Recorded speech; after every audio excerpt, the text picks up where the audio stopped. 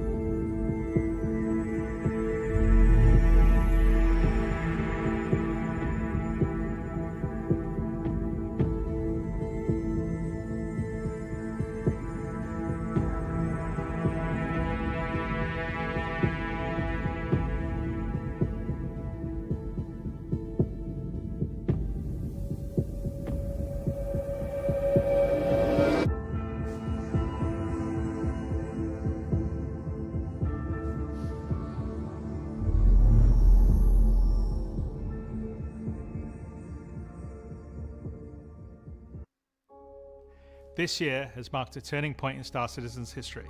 We have finally moved past the question of whether we can build an architecture to deliver a universe with incredible detail at massive scale, seamlessly, and where thousands of people can all play together. Server meshing has been working pretty much flawlessly at scale for the past 9 months. It has brought a more populated and active verse with up to 700 players online and in the same space at once. It's greatly increased server performance and delivered a much more responsive player experience. I couldn't be prouder of the team. They delivered something no other online game does presently. There may be other games out there that claim large player counts, or even the ability to mesh, but none do it at our detail, scale, and seamlessness. Of course, there will be continued improvements to server meshing and to Star Engine, but having moved past this last big technological hurdle has allowed us to finally focus on quality of life and stability improvements, something that has long been overdue. We're about to deliver our 9th patch in 10 months, with content that has brought Star Citizen storytelling into new and exciting directions. We pushed more than 24 features and more than 2,000 bug fixes. And while there is still a long way to go, the game has gotten more stable, performant, and fun as a result. We see this in player metrics. More of you play every day. The daily average users is up 45% from last year, and your play time is up 15%. So more people venture out into the verse and stay there longer than ever before. And through all that, we've told the dual stories of the Frontier Fighters Assault on Pyro and the moral compromises being made to combat the regen crisis. Now, as those stories come to a rest for the time being, it's time to look forward to the next chapter of Star Citizen, where the instability in Pyro and the callous actions of some pave the way to new adventures, new locations, and new threats. Last year, we announced our next star system would be Nyx, home to the People's Alliance of Levski and bordering the Vandal threat. Today, we're proud to share that your adventures in Nyx begin not next year, but next month, when Star Citizen's third system comes online in Alpha 4.4. 2 new systems in 1 year. That's only possible because of the tireless work of our development teams, server meshing accelerating what's possible, the support teams behind the scenes, and most importantly, all of you. Now, I do miss that we're not all together under one roof this year, but in many ways, we're more connected than ever. Across the globe, many of you are gathering at watch parties, 9 of them with our developers in attendance, and countless others springing up in communities everywhere, and all happening simultaneously today. So even if we're separated by oceans and continents, we're bound together by the same passion for space, for discovery, and for this incredible universe we're building together. Whether you're at home or alongside your crew at a watch party, grab a drink, sit back, and let us take you inside our up-and-coming plans for the next year of Star Citizen.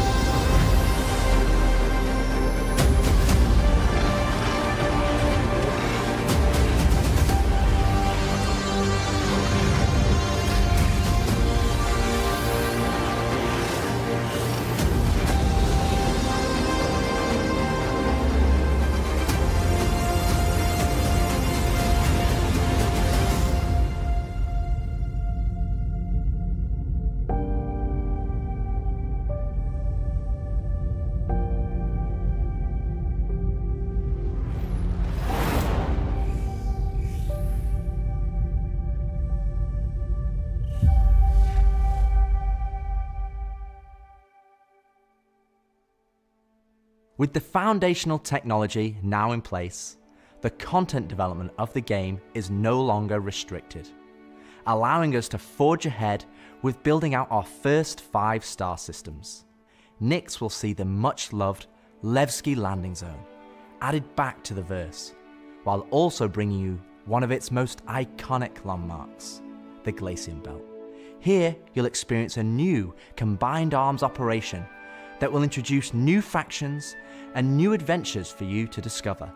With this edition of our 3rd star system, we're also going to do something that's at the heart of the entire Star Citizen experience, and that is to build it right in front of you. As we have done this year, with the addition of several major locations, such as the Hathor facility or the Lazarus complex, we will continue to unveil new Nyx content throughout the year. It's a slightly different approach to how we deliver Pyro, but we feel this gets the content into your hands sooner and shows our intent as we continue our march towards 1.0. I'm so incredibly proud of the work our teams have done and are continuing to do, and we're excited to have you on this next step of our journey. And as with any journey in Star Citizen, that begins with a little story.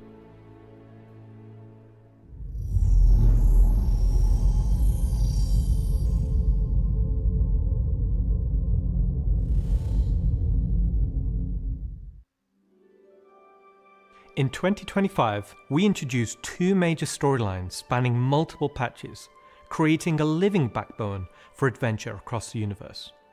The first was Pyro Must Burn. It connected Stanton to Pyro and introduced the Frontier Fighters, who are relentless, brutal, and determined to wipe out any threats that cross them.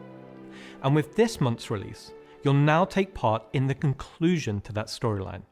The second was Science Run Amok, with the Regen Crisis throwing the Empire into chaos, and you all jumping in to help the various corporations respond. Through that journey, we pulled back the curtain on ASD and its shady practices, uncovering long-forgotten Onyx facilities, and met new characters like Dr. Logan Yorit and Detective Arkham Mella of the Hokro Agency. And just like the Pyro Must Burn storyline carried us into a new system, Science Run Amok is now setting the stage for Nyx, the next step in the larger story we're telling on the road to 1.0.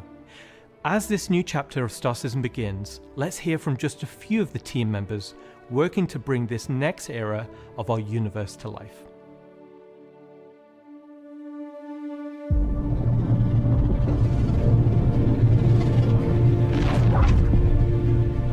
When the Nyx system was first discovered, the United Empire of Earth, the UEE, came out and did scans and kind of found out that the system wasn't really worth settling. The planets were too hard to terraform, the resources were too tough to get, so they opened it up.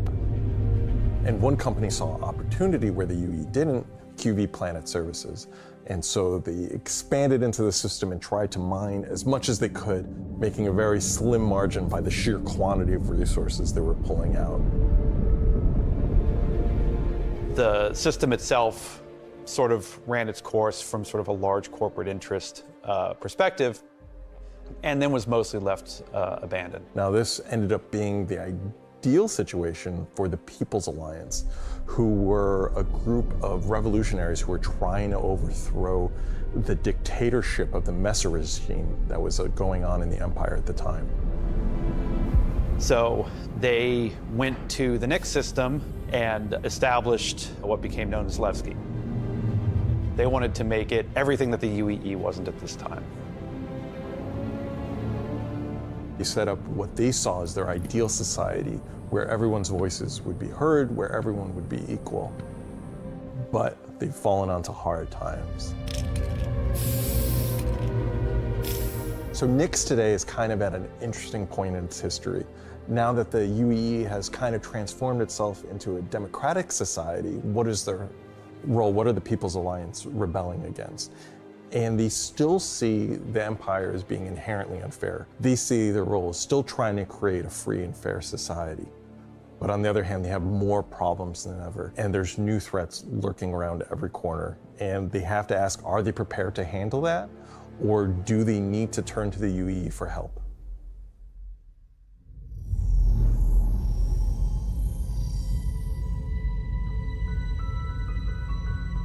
Making a star system is, you approach it from kind of two angles in a weird way. What is this system bringing to the gallery? How does this new system plug into it, and what does it bring to the table from a sort of a flavor experience? We want to make sure that whatever it's bringing to the company is unique and has some flair to it. So the Nix system is a remote system where people want to go and live free outside of the pressure and influence of the UEE. It's a remote and rugged system with a lot of hostility coming from the ever-present threat of Vandal. It's kind of like a frontier-esque thing. It's not lawless like Pyro, it's just kind of out there. Pyro's more like a Mad Max wasteland, and Nix is more like Silverado or like Deadwood, right? It's kind of like a smaller scope. The emptiness and the loneliness is the defining factor. You're still going to find gangs, you're still going to find hostile presences, but it's where people go if they want to live off the grid. The People's Alliance is the main peacekeeping force in Nix. They were unhappy with the direction that the Empire was going under the Messers. They got out. They said, we're just going to start from scratch, build our own society, but build it the way that we think it needs to be built. They're not perfect.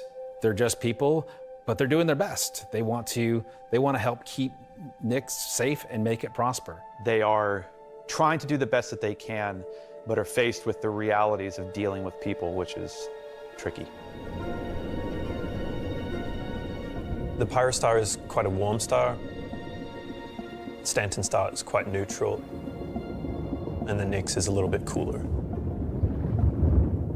The system has its star, and it has this dark, really, really dense gas sort of nebulous cloud. And it has points of light scattered around it, and those points of light in this gas cloud is really, really hazy. So because Nix is bordering Vandal space, it was important that we have a gap in the Nix gas cloud where you could sort of just, in between the clouds, see a piece of the Vandal space. It feels so close that it's even like protruding some red light. The level designers are using it as an actual visual indicator of where to place more dangerous POIs. So if you point your ship in the direction of it, you should find, as we build it out, that you will be in more and more danger. And I think that's really cool. To give more atmosphere, I was testing out adding some sort of space snowflakes, essentially. So when you look towards the sun, you can sort of see that sort of like sparkle. But then when you look away from the sun, you'll see the reflections and sort of like little glints of light. For the jump points in Nyx, we'll have 2 on this release. We'll have one from Pyro to Nyx and one from Stanton to Nyx. It should be going from Nyx to Castra, but we're essentially bypassing Castra temporarily. Hey, we want to make sure you can get there any way you want. Glacian Belt is a huge asteroid belt that is in sort of the middle of the system. The Glacian Belt is a combination of a bunch of technologies that we already had. The asteroid fields we use for planetary rings and the gas clouds, and it's combining them to make something completely new that we've just not seen before. It's full of resources that are still left unharvested because it's kind of a tricky spot for mining. It's not the easiest place to go, but that means that there's still a lot of opportunity for independent miners to go out there. So the rocks in Nyx are a bit more sharp, like sorts of like icy look, rocky, cliff-like, very different from those in the Pyro and the Stanton. One of the big differences too is all of that extra added movement that just adds a little bit of extra flair. It's also a good hiding spot for people who are trying to elude capture, maybe set up ambushes, that type of stuff. Always feel way more interesting flying in those spaces than just, you know, through empty void. And as we build out the Glacian Belt over the next year, lots of places to put new content.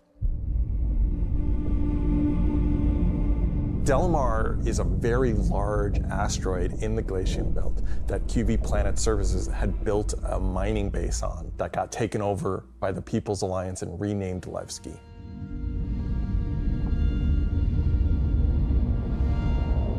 Levski is our first and biggest social outpost for Nyx. It's kind of like the place where you stop before you do your panning.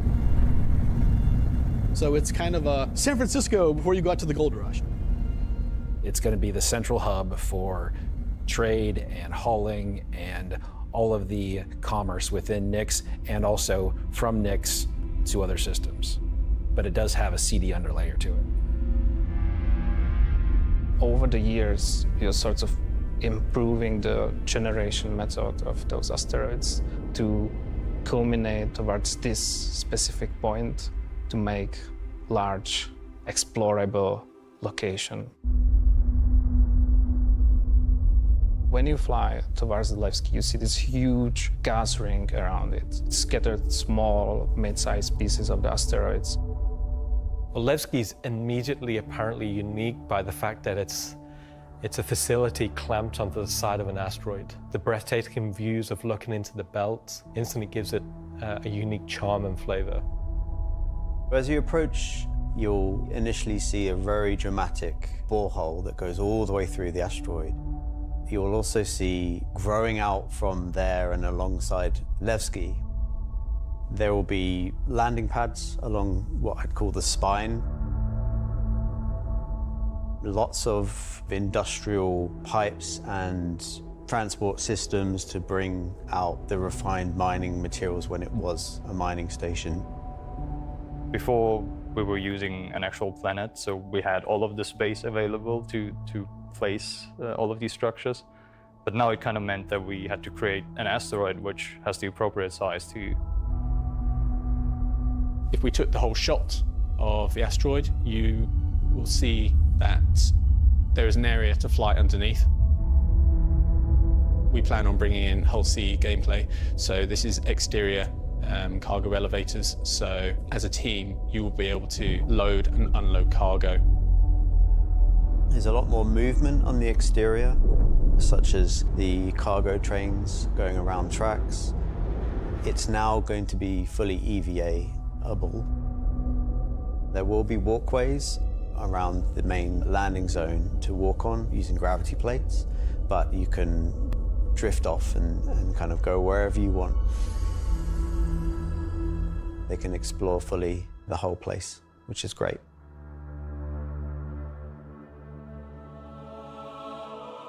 Unlike the majority of anarchists living in Pyro, there are people here in Nyx that care. It's not a downtrodden or derelict, dilapidated location. It has a sense of order. But only where the People's Alliance has people living.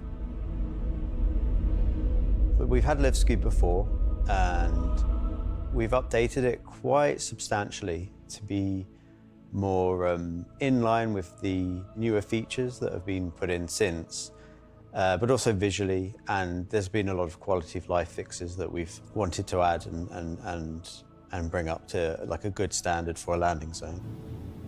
Gracing the main lobby of Levski is a large statue of Anthony Tanaka, who was a child worker. And was being worked to death, all of them were. And Anthony Tanaka just had a break and just said no, and stood up against the foremen, the supervisors, the managers, the guards, and was killed for it. And so he became a sort of a figurehead. And kind of was one of the linchpin moments in seeing the fall of the Messer regime.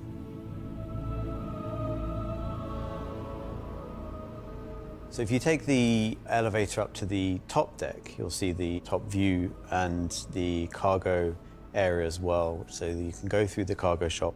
You've got your normal kind of cargo needs.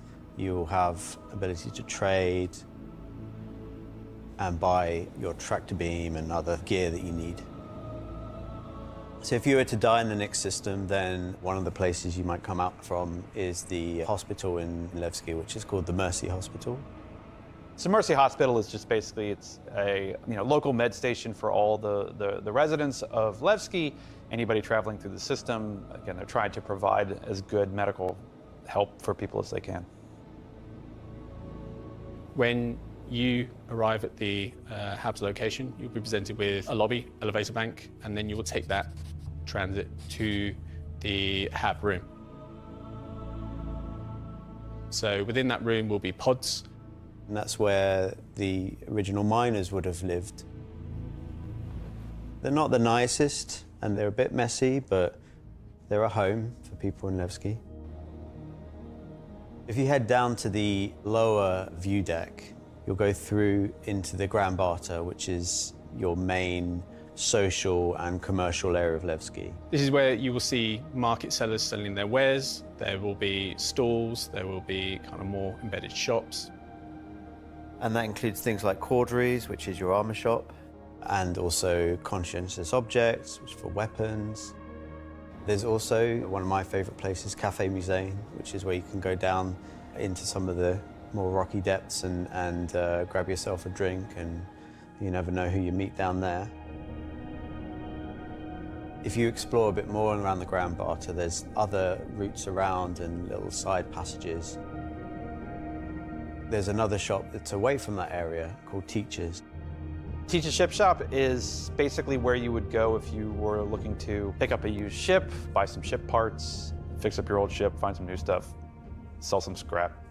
We've closed up Dumpers Depot for Levski, and everything that used to be sold there will now be sold at Teachers. Another new area, as well as the cargo shop that we've added, is the refinery deck for Levski. That's where you can take your processed goods, not just from Levski, but from the rest of the Nyx system, and refine and sell those goods there.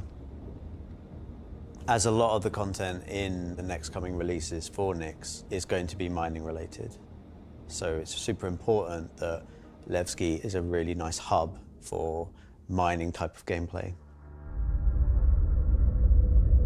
So we're really happy to bring Levski back into the game. It's been gone for quite a few years now. I think it really provided a unique environment of it's run down, but the people who live there love it and are working their hardest to make it a great place to live.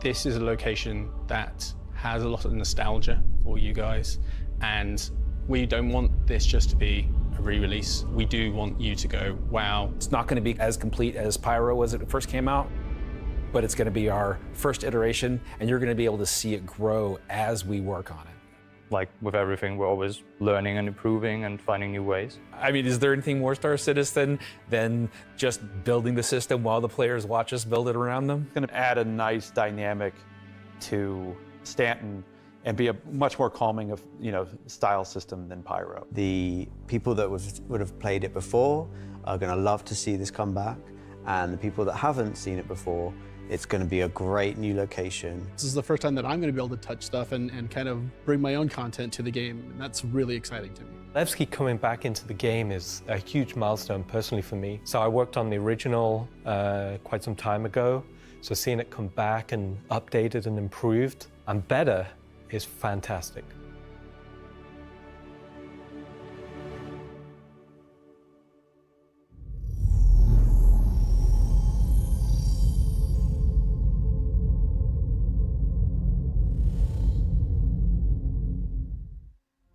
So we've talked about Levski, we've talked about the Glacian Belt, but you're probably asking yourself, what's the new gameplay activity we're going to be doing?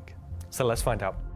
Welcome to Nyx is your first experience in a new space station in a new solar system. It's a mystery to be solved. There's things for the player to explore and look into. There's going to be some twists and turns, of course some combat, and if you're lucky enough to survive, maybe some good rewards. This is basically a continuation of kind of our ASD storyline. So in the closing out what we had called our Science Run Amok storyline, we had revealed that ASD had been procuring sort of very black market illegal stuff in order to conduct their experiments. So this mission is basically going to be continuing on that trail. So the Navy has learned that illegal tech is being sold in the UAE, and they're hiring Intersect to investigate. Intersect Defense Solutions is the leading military defense contractor in the UAE. So the Navy contracts with them a lot for doing various kind of military operations that they don't want to handle themselves. We didn't want players to be working directly for the Navy. The Navy just doesn't call up random citizens and ask like, hey, if you're free, can you fly a helicopter? I guess as a player, when you can think about like, oh, where am I going to be doing missions that are capital ship battles or large fleet scale stuff or military operations, that's all going to come from Intersect Defense Solutions. Intersect have discovered the source of the illegal tech is in the Nyx system and an old abandoned QV Planet Services logistics station that's come back online. So they want the players to figure out what's going on. So when you come out of Quantum and you start your approach vector to the objective, you'll be weaving through asteroids, going through the Glacian Belt, and slowly the station will reveal itself. Now this is an old QV logistics station. It's pretty beat up, it's pretty derelict, but there's some points of interest that you'll spot as you go through. So the station itself shares design cues from old Pan Am stations found in Pyro.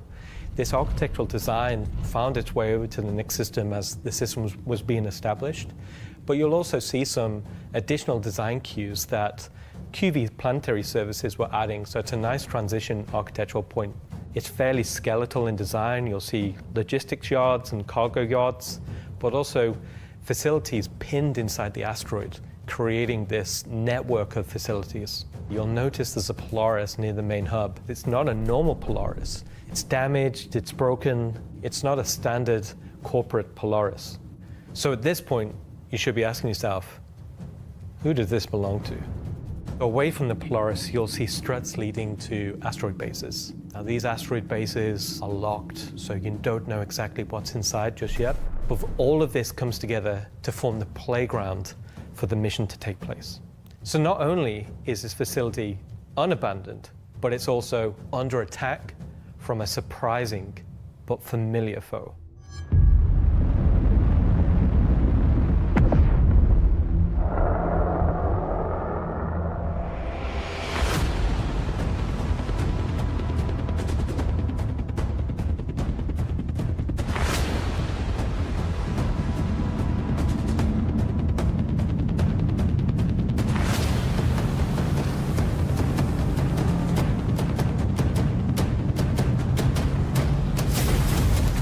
First time in the PU, the Vandal.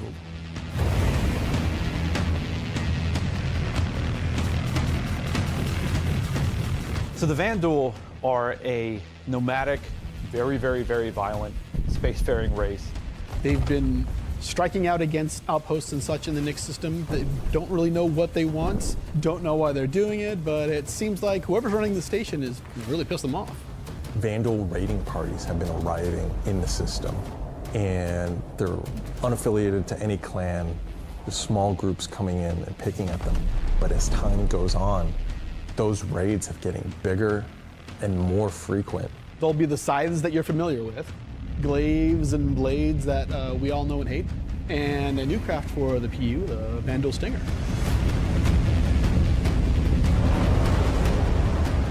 You will be contacted by some civilians on arrival asking you for help. So at this point, you have a choice. You can either bug out, mission over, or join the fight. This will be the first time since the PU launch that you'll be able to fight against Vandal aggressor ships. This fight will be intense.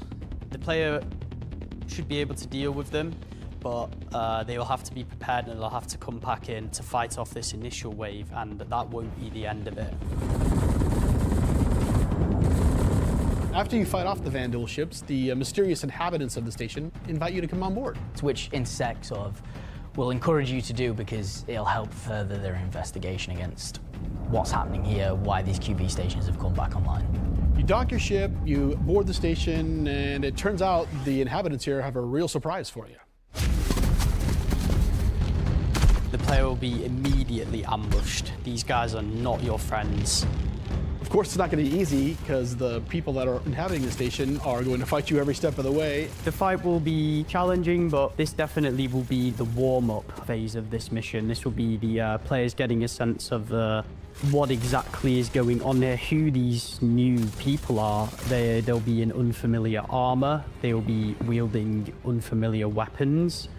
And we want you to get a sense that you are in a new place, in a new territory, fighting a new faction.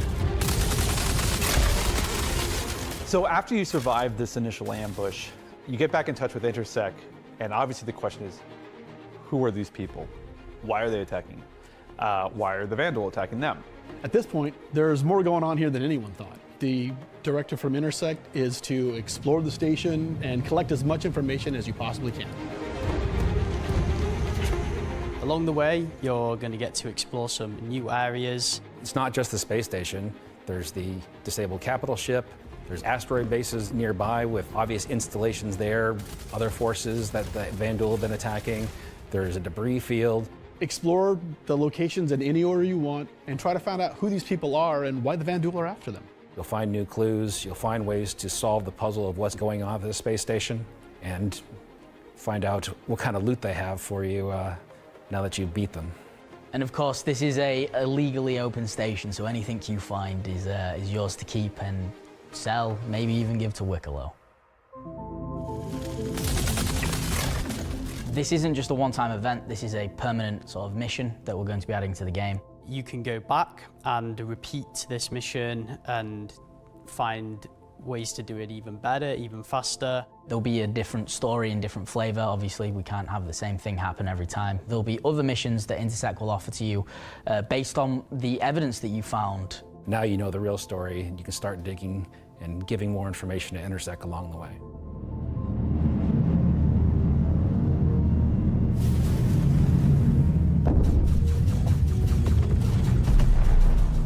I'm super excited to finally see the Vandal in the PU. I'm excited to bring cool Vandal ship combat to SC. Players in the PU will now get to face down these awesome ships and get a taste of like we already have it in Arena Commander, where you get to fight the Vandal swarm, and being able to do that in the PU is going to be, I think, a heck of a lot of fun. So this marks a great milestone for us for not only pushing hard and adding great content this year, we're also being able to introduce the next star system and introducing the next landscape to tell new stories and add new gameplay beats into the ever-expanding universe. So we'll leave 4.4 there. If you're at one of the watch parties, please raise a toast to the great work that all the teams have been doing this year. And I'll be right back in just a few minutes to look ahead at some of the things coming in 2026. Hello, everyone! And welcome to the Voyager Bar in beautiful scenic Orizon, where the staff of Cloud Imperium Games Manchester is gathered for their very own CitizenCon Direct watch party. As the dozens of such events happening at locations around the world, we've gathered today to watch this sneak peek at just a little of what the next year of Star Citizen has in store for everyone. Oh, that was really good, everybody. I'm Jared Huckabee, your host for the festivities and for the show today. And let me tell you, it's not a joke. It's not a gag. Next week, we're hitting our 9th patch in 10 months. And then in November, we're going to finish out the year strong with the long-awaited arrival of the Nix system. And in case you missed it because you were chatting with friends, hi. It's not the lawless wasteland of Pyro many folks have been speculating, but an independent system with its own set of rules and laws and multiple ways to get there. It's an exciting time for everyone at Cloud Imperium Games because, as the architects of our persistent universe said at the start of the show, the foundational tech that we've been building for so many years has now unlocked us to bring more to Star Citizen than ever before as we continue our journey towards 1.0. Now, before we continue with the show, let's get a few housekeeping tasks out of the way. First, we're simulcast on YouTube and Twitch. So if you want the keen communities of Twitch or the 4K ultra high resolution of YouTube, you have your choice. Second, throughout the broadcast today, we want to see and hear what you have to say along the way, and you can tell us on social media by using hashtag CitizenCon. We're especially interested to see any photos from those watch parties that are happening across the globe, and we're going to find some way to bring a few of them into the broadcast later in the program. Third, we've also had a CitizenCon contest going for people to create their very own slice of life in the PU videos, and we played the winning entries during our pre-show countdown. The offerings were super varied. The idea was to work with a team to show the life of a miner or a hauler or a bounty hunter or whatever. But one guy just said, I'm going to make a video about how awesome I am. And I respect that. So shout out Nocturnal Revenant. I don't remember if you were one of the winners getting an L21 Wolf from Kruger for their efforts, but you won the coveted Disco Lando Complete Narcissist Award. Good job. And to all the winners, I'm sure someone will either be in touch with you about your wolves or they'll just show up on your accounts. I really don't know how that process works. Probably would have been good to find out before the show, huh? He's so afraid. Either way, if you missed the pre-show and are curious if you won, you can check the replay after we're done here today. All right. I just realized that my bosses, Chris and Sandy, are sitting in a movie theater watch party in Switzerland right now. A completely captive audience. So real behind the scenes here. This is especially torturous for Chris right now because he's super excited about the next segment we've got coming up. Aren't you, Chris? And you're just sat there right now, forced to watch and listen to anything I say. Do either of you regret that decision so long ago? All right, so I've probably pushed my luck enough. Let's get to the next thing. When Nix arrives next month, it'll have Levski, the Glacium Belt, and the new Welcome to Nix operation we just discussed.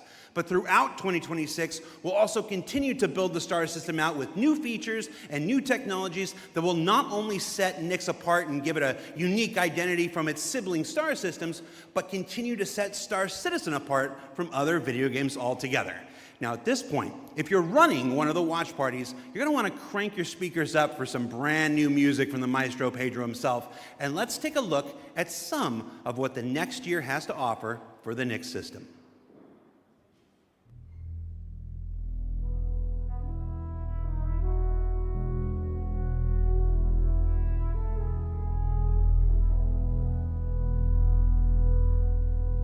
At Cloud Imperium Games, we believe art inspires the best technology, and through the development of that technology, it pushes us to create even better art.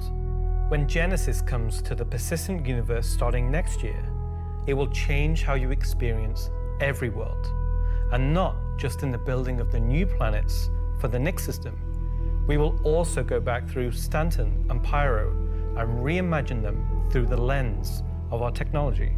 Previously, and more traditionally, we'd create slices of biomes, like deserts or forests. This approach moved us forwards and got us this far, but solving the scale was always tricky. And for Star Citizen, we like to do scale on another level.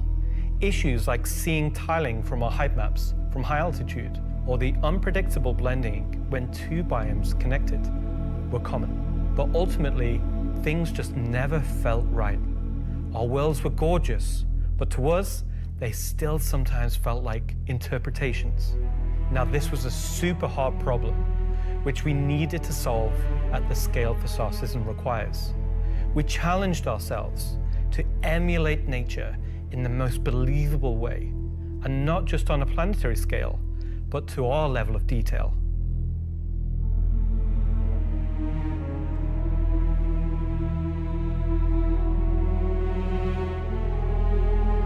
With Genesis, we've made a complete paradigm shift to how we do things.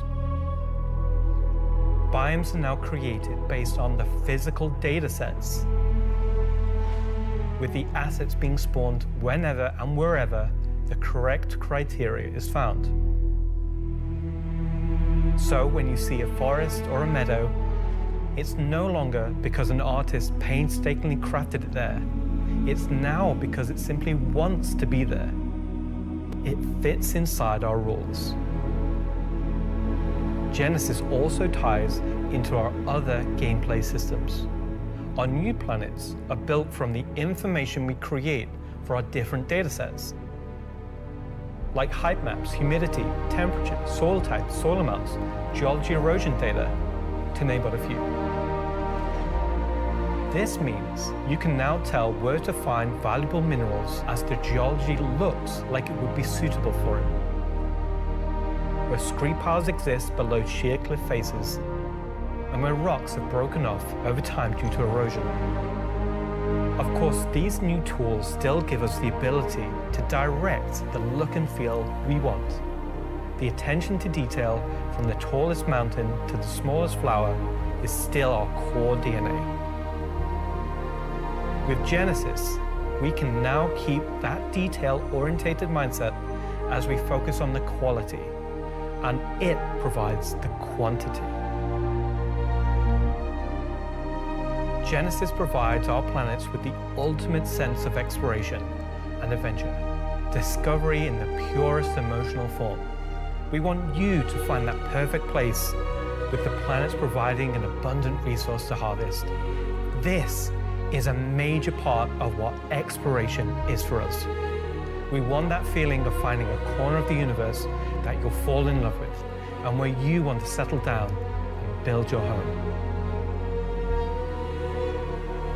Now I'm going to hand you over to Will to go deeper into what we have built that allows Genesis to realize our vision. As a reminder, some of the visuals you'll see will evolve and change as we continue our technological development and hone in on the final look for Nyx. Thanks, Ian. So, in case it's not already clear, Genesis is our name for a group of technologies that are improving our ability to build worlds, refining those that we've already created, and ultimately expanding our persistent universe to the scale and quality that we all expect. I work on planet tech, so let's talk about how that's continued to evolve since our presentation last year. And instead of just highlighting some really cool biomes that we can create, let's go ahead and show how all this work applies to the upcoming planets of Nyx. So there are 3 planets in Nyx. Nyx 3 is a gas giant, and I think it's blue. It's not going to surface. I don't really know. Nyx 2 is a yellow, toxic. It's got like this high pressure atmosphere, and it's like a very volatile planet with high risk reward gameplay. It's going to have some really interesting biomes for you to discover, but for now, just know it's going to be dangerous, because today we're going to focus on what we consider to be the hero planet of this system.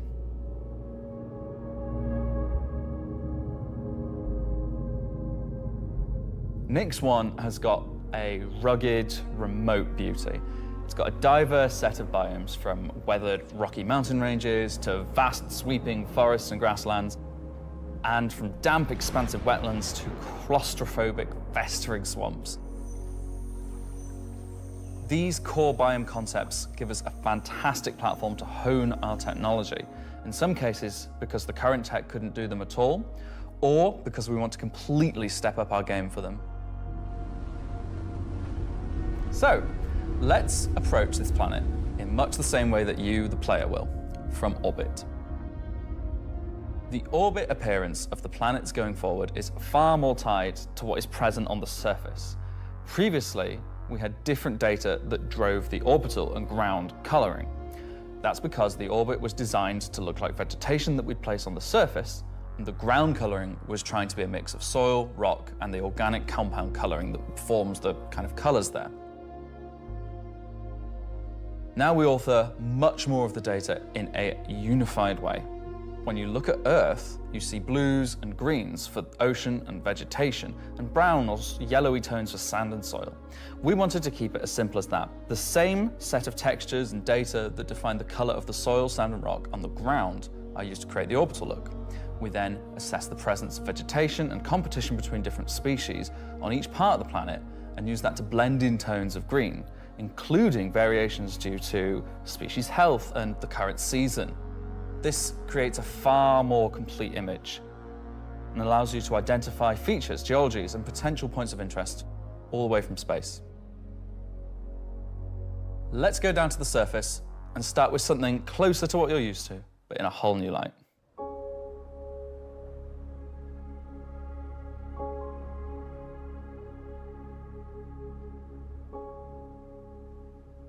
When we approached the surface of the planet, we wanted to start by focusing on just the soil and rock.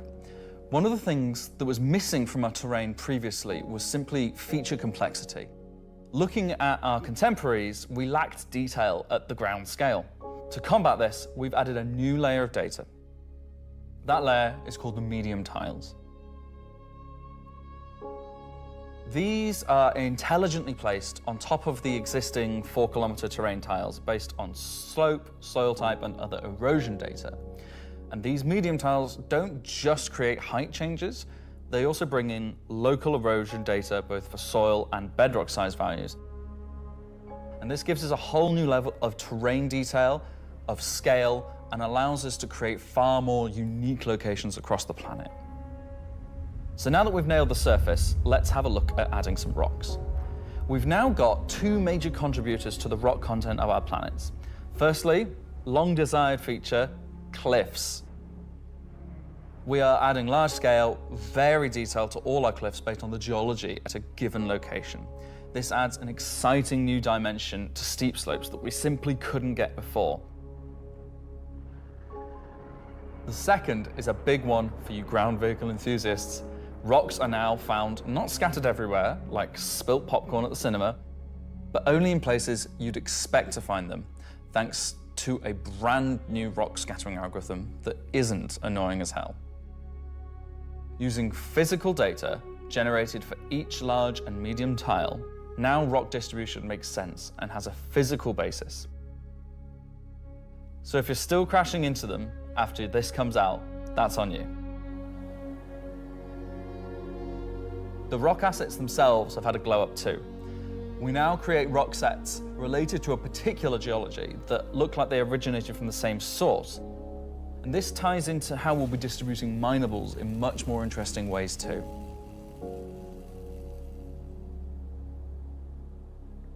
So now that our base terrain and rock scattering looks good, let's add some vegetations and explore some additional biomes.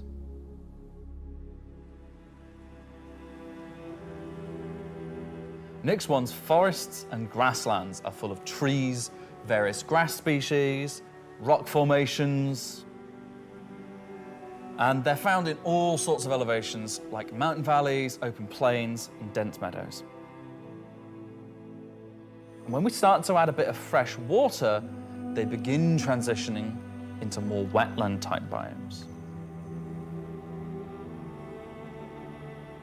And while forests are super cool, let's focus on the grasslands and wetlands today.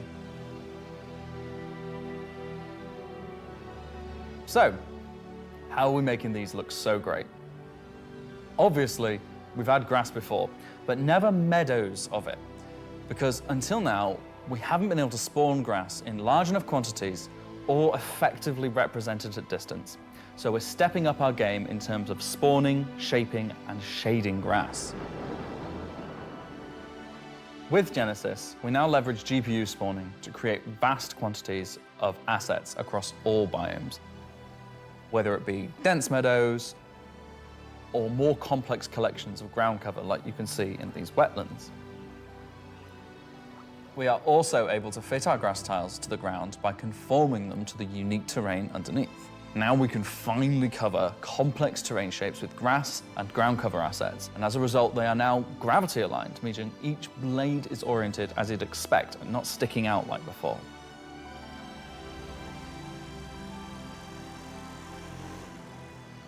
Next, let's take a look at how we light our grass. Now, as in real life, the shading of a grass blade, or indeed a whole field of grass, is lit very differently to like a flat surface. We now use a solution that shades meadows of grass far more like fur or hair. And this, if you think about it, makes sense. At a distance, a field of grass is far more like a carpet or cloth than a flat surface. This improves how our grass looks from a near perspective, as well as bringing us nicely into how we're solving the distant representation of grass. So let's talk about the distance problem. One of our biggest achievements with Genesis is allowing us to build beautiful biomes out of flora and geology assets like a building set. Can I say Lego? No. Too late. But in the past, this broke down very quickly when objects simply disappeared when viewing the same biome from 10, 20, 100 kilometers away. Because we don't hide planetary transitions and allow you to view complex regions from very large distances, there are almost infinite perspectives from which you can see a location in Star Citizen. So, how can we afford to evaluate complex spawning logic at runtime for the entire swathes of the planet? Enter the virtual terrain. Virtual terrain, or VT for short, is how we now cache and represent our terrain at varying scales. This has been the enabler for all of the lovely advances in terrain complexity and asset spawning we've shown so far. And it's also how we now evaluate and represent vegetation from a distance. When creating the VT for each part of the terrain, we assess if vegetation has covered the ground, and if so, what shading should be applied. For all of our biomes, we're now able to use the same shading model for the distant representation as the close-up asset, whether that's our lovely rolling hills, some more dramatic rockscapes, those muggy wetlands, or even our festering swamps. So yeah, we didn't forget about the swamps, and they're coming to Nyx 1 as well. Built using the lessons learned and all the technologies we've developed, these swamps now spring into existence from the planetary data. This biome combines all of the elements from the other biomes we've shown you today, from water interaction, denser spawning, unique ground coverage, and I think it creates something really unique.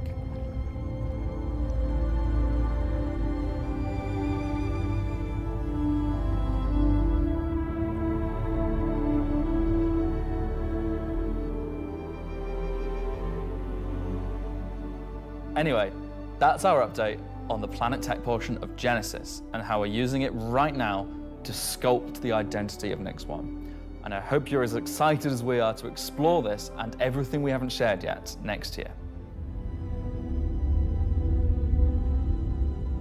As you can see, Genesis is now inspiring everyone here to create planets of the quality and believability we've always strived for. A meeting of technology and art that I truly believe will set our worlds apart from anything we've done before.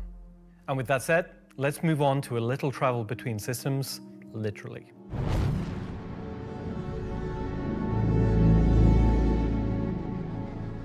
Up until now, our mission system has been specific to the star system you're in, meaning a Stanton mission has to take place in the Stanton system, and a Pyro mission has to take place there. We've never been able to link these together, but with the introduction of our third star system, it's time for this to change. And that begins with the introduction of interstellar cargo. What are you talking about today? System-to-system hauling missions. Hauling is back. No one said hauling was gone. You guys even play the game? These are exactly what they say on the tin. Missions where you're going to start in, say, Stanton and end in Nyx, taking various volumes of cargo between the stations. So there'll be high volumes of cargo that kind of fulfill the purpose for the Hull C and the other series of Hull ships. And there'll be a few sort of more direct routes. So you might pick up some cargo from Ruin Station in Pyro and go through the jump point to Stanton and drop it off there at one of the LEOs. So if you've never sort of experienced the jump point or going through it, these missions will require you to. They're no way limited. You can do them in any sort of ship you want, any size of ship. I'll be doing them in my Drake Cutter myself, between Stanton and Nyx. Just a Drake Cutter? I've got a few ships, but the Drake Cutter is really cute, so. One thing that we're looking to add with these interstellar missions is scripted combat encounters where you can be attacked by NPC ships. Maybe the mission giver has tipped off some pirates who are looking to get a hold of that cargo, as well as express missions, which means the deadline timers that you're used to in the regular hauling missions might get really tight and you've got to learn to be very fast. All of the love and care that has gone into hauling missions so far, with the logistical network and making sure they make sense within the themes of the systems, just as much love has gone into the interstellar missions we're making now. At the start of the show, we said we was going to build out the Nyx system right in front of you after 4.4 launches next month, and why we want to keep as much of what we're doing behind closed doors so you can discover it for yourself, in-game and on your own. We still are excited to share with you a brief look at one of our up-and-coming locations we're calling Rockcracker.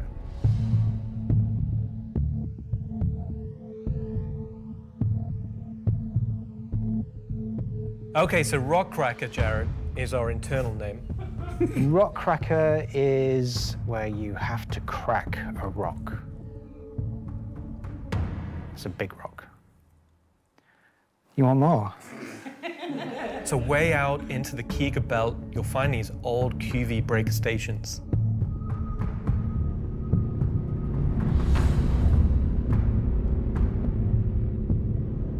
These were originally industrial facilities breaking apart large asteroids and mining them down. But since they've been mothballed and been left abandoned. So you're going to have to find your way inside and thinking about how do we bring this facility back to life. It's not just about flipping a switch. As you bring these stations back to life, you'll be lighting the beacon and calling attention to these long forgotten places. One of the main features is the laser head, which will require certain things to get working. It's up to you and your friends to find how to get in. There'll be a variety of options. Whether you're discovering the bowels of the station and mining your way through long-forgotten tunnels, or you're going through the main laser entrance.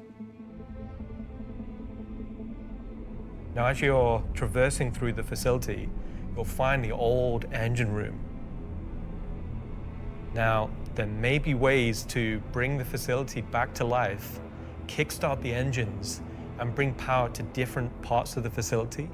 Maybe eventually bringing the laser back online and cracking some rocks.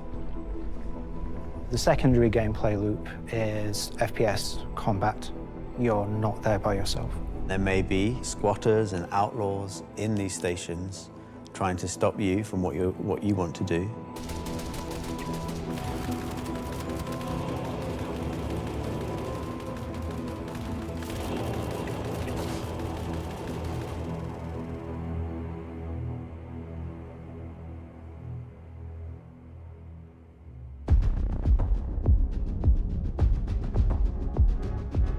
So you've found these old facilities, you've brought them back to life.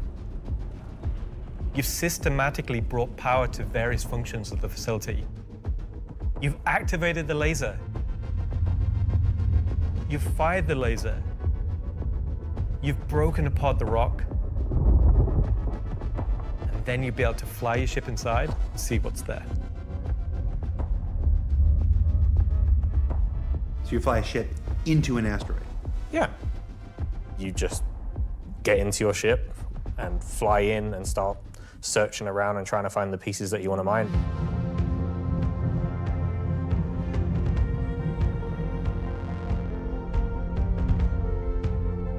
I'm really excited about Rockracker because it's a sandbox activity. You can kind of go to these whenever you want to. This content is for players who enjoy mining, who enjoy exploration, investigation, and don't mind a little bit of FPS content while they're there.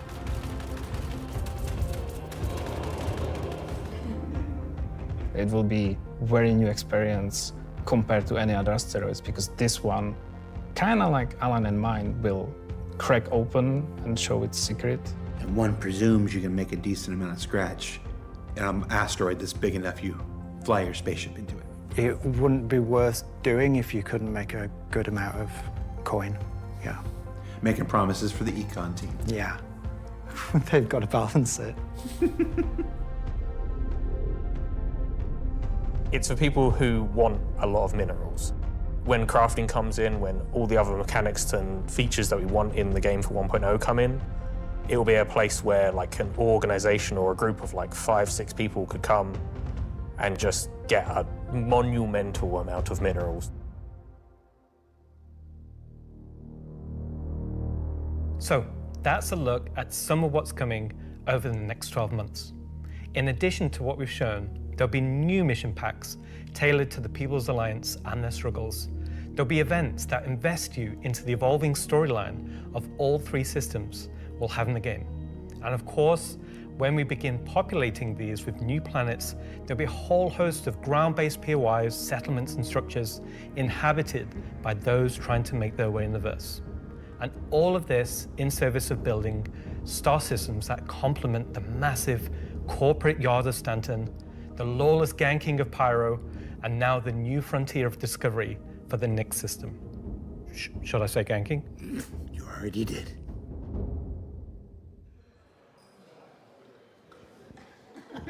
Good job, everyone. So yeah, a whole lot to take in there. Interstellar hauling is the beginning of a massive expansion to the mission system that'll let us connect these 3 star systems like never before. What else we got? Rockracker. Rockracker is just one of the next operations that'll be coming to the Nyx system in the first half of next year, where you're gonna fly into an asteroid and do that thing that miners love more than anything else. Complain about PvPers getting in their way. No, I'm being told it's mining. It's mining. And of course, one of the most anticipated features coming to Star Citizen, Genesis, and what that means for the planets of Star Citizen, including the ones already in there. So let's talk to Will Hain and find out more. And I'm just remembering that Will Hain is in France at the watch party. Okay, France. Ask Slarty Bartfast over there how they're going to use Genesis to update the planets and moons of Stanton and get back to me, all right? And see if we can get some fjords. What else we got? The CitizenCon Digital Goodies Pack. That's a hard thing to say. That went up for sale a couple weeks ago and has a whole bunch of mysterious items in it, and that's where I can tell you now that almost all of them are tied to the Nyx system in one way or another. So let's find out what's actually in there. There's a gunship flight suit and helmet, 2 armor sets from that mysterious faction causing a ruckus with the Van Duel, and an Intersect BDU sweater and outfit, a couple of crazy weapons that I'm certain we're going to learn about in just a few minutes, some slick Levski swag, and finally, to celebrate the long-awaited addition of the Van Duel to Star Citizen, a cool Van Duel knife and adorable plushie, which I swear to love and squeeze and cherish forever. So yeah, it's a pretty solid haul for this year's Digital Goodies Pack, which you can still pick up right now on the RSI store. So now, let's go ahead and transition into our next segment. Much of what you see in the show today has been the culmination of a lot of people's work in... What's up? All right, I had a dream about like this once. Yeah. Okay, so against everyone's better judgment, the thing has finally happened. Can I help you? How you think the show's going? Good. We're getting the Nyx star system and the Van Duel are coming. Kind of been a lot of Nyx, right? Well, yeah, but it's a major milestone and it deserves a major showcase celebrating everybody's hard work. And you got more, right? Well, yeah, there's spaceships coming out. Cool.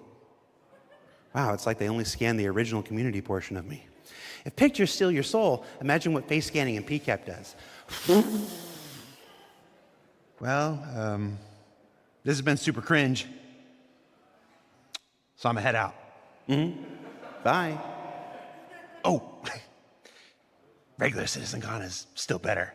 You should have done that. Of course. Thank you. Part of me that isn't a soulless marketing puppet.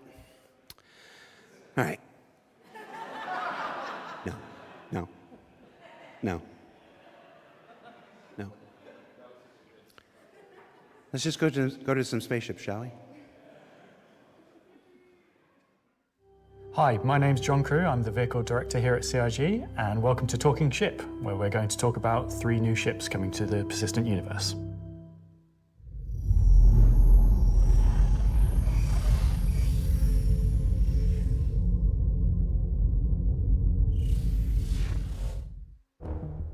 The last year has been pretty hectic in terms of vehicle deliveries. I think we've delivered the most we've ever done in a 12-month period, and we've covered all the way from tiny little snubs all the way up to capital ships. We've kind of filled out a few little gaps. We've introduced some new ships by some old manufacturers. We had the Polaris come out, and obviously people have enjoyed playing with that. We snuck the Idris in without none of you expecting it for a while, and it's been a busy year. It's nice to start revisit some of the older catalogue and some of the bigger ships again. I think my favourite ship from the last year is a tie between the Wolf and the Golem. Favourite ship in the last year? Probably the Wolf. I feel like it's the obvious one. I'm trying to think of something else, but I really like the Wolf. Everyone's mentioned the Wolf. The Wolf's everyone's favourite. The Wolf, obviously a return of Kruger, a completely new aesthetic to the game. The Wolf was, it was kind of everything we set it out to be, and it revived an old manufacturer. We've not seen anything from a while, so yeah, I'm going to say the Wolf. The Golem, I think, is just an incredibly well-formed ship in such a small package. It really just shows off that Drake aesthetic, giving you the absolute bare minimum needed to perform a role. I honestly do really like the Zeus. I think it came out really well. It's kind of hard to pin down a favourite, to be honest, because we've released, a lot of really cool ships. Next year, we've got some super exciting ships coming up. We're ticking off a few big ones, which is good. We're going to see, again, maybe some ships from some manufacturers that don't have that many in their lineup. There's a few big challenging ones starting, so they're good. A breadth of ships, should we say. The 3 new ships we're going to introduce today all tie in some way to the primary factions fighting over the Nyx system. We'll start with the People's Alliance and Anvil Aerospace. Anvil is a very military-based brand. It's been a brand that's in Star Citizen for a long time, fighting for lots of military contracts and lore, often up against Aegis, and to the point it actually beat Aegis in the past. You will be familiar with a lot of their ships' designs, such as the Hornet and Lightning. Earlier this year, we introduced the Anvil Asgard, based on the Valkyrie chassis, which is an extremely popular offering. And this year, we're bringing the concept ship we introduced last year, the Anvil Paladin, to life. The Paladin is a gunship from Anvil Aerospace designed to support ground operations. The gunship is a ship that's designed to stay in a sustained firefight while dealing a lot of damage, also taking damage. We don't have a lot of gunships in the game, the true dedicated gunships. They are quite a tricky archetype to control in game without being too powerful. It's designed with a lot of firepower and high armor and health, but very low maneuverability. It's multi-crew, it's just built purely for battle. It's got lots of armor, lots of guns, big guns. It's got a very similar squat kind of form to the Valkyrie. It kind of reminds me of, I guess, like a pit bull. Obviously a very menacing silhouette. It looks quite forward-weighted in its stance. It feels like it's coming towards you even when it's just sat still, and I think that's something that helps with it feeling intimidating. If we swing round, following the ship round clockwise, what you'll then see is the first of the side turrets. If you notice the canopy, you'll see that there's a fairly thick space between where the glass is and the hull exterior. That's because it has deployable armor, which can come out and give you a little bit more cover while you're actually attacking the target head on. It's got these really nice kind of dual connected wings with the turrets out on the sides, just to try and give as much kind of range for those turrets as we can get. Which is controlled by one of the 2 remote stations underneath the bridge. If we come around to the rear, you'll see a rail.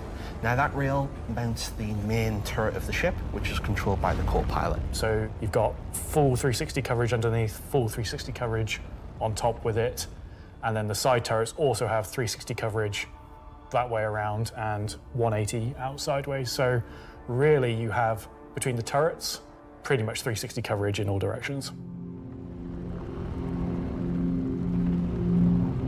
One of the unique things about the Paladin is all the turrets are remote and all the crew are located in this one central two-story room. A lot of our other gunships, the crew gets scattered across the ship, but with the Paladin, you're all sat together with a nice, cool experience, so you can really feel like you're playing as a group. You've got the pilot, co-pilot up top, and you've got the gunners underneath, and I think that helps with the intention of what the ship does, because you've got this really nice kind of like gunner viewpoint down, kind of giving this lower coverage. We added a glass floor just to keep the two connected. I think that really helps with the feeling that you're all working together and communicating. That said, if you don't have the ability to fully crew a Paladin, you can still fly it and engage in combat solo. Obviously not as good as if you have a full crew, but you can't always guarantee your friends are going to be online. As a solo ship, it's pretty capable of doing a variety of missions within Star Citizen. So if you want to run this ship solo, you can take on combat missions that, say, other heavy fighters like the Scorpius or other ships such as the Drake Cutlass could do. Coming aboard the Paladin, you enter into this sort of armory ready room area. You have a variety of suit lockers and weapon racks in this room. Everything's very militaristic, stripped back, simple. It's a very functional space, but you'll find everything you need in there. One of the improvements from the original concept is we've added a small dedicated cargo bay area, allowing you to store actual SCU crates. Forward of that is the route to the lower gunners, and then upstairs you have the bridge area, and then off that central area you have the dual living quarters, one on the left, one on the right, and then at the rear you have the main sort of engineering area where the majority of the components are. Also within the upper traversal area you also have a little breakout area with seating, food machine, toilets, etc. I think it's a very cool looking ship. I think we did a really nice job of taking what was there in the concept and adding an extra level of detail and trying to kind of push things forward. I think it hits the nail in terms of a really solid military ship.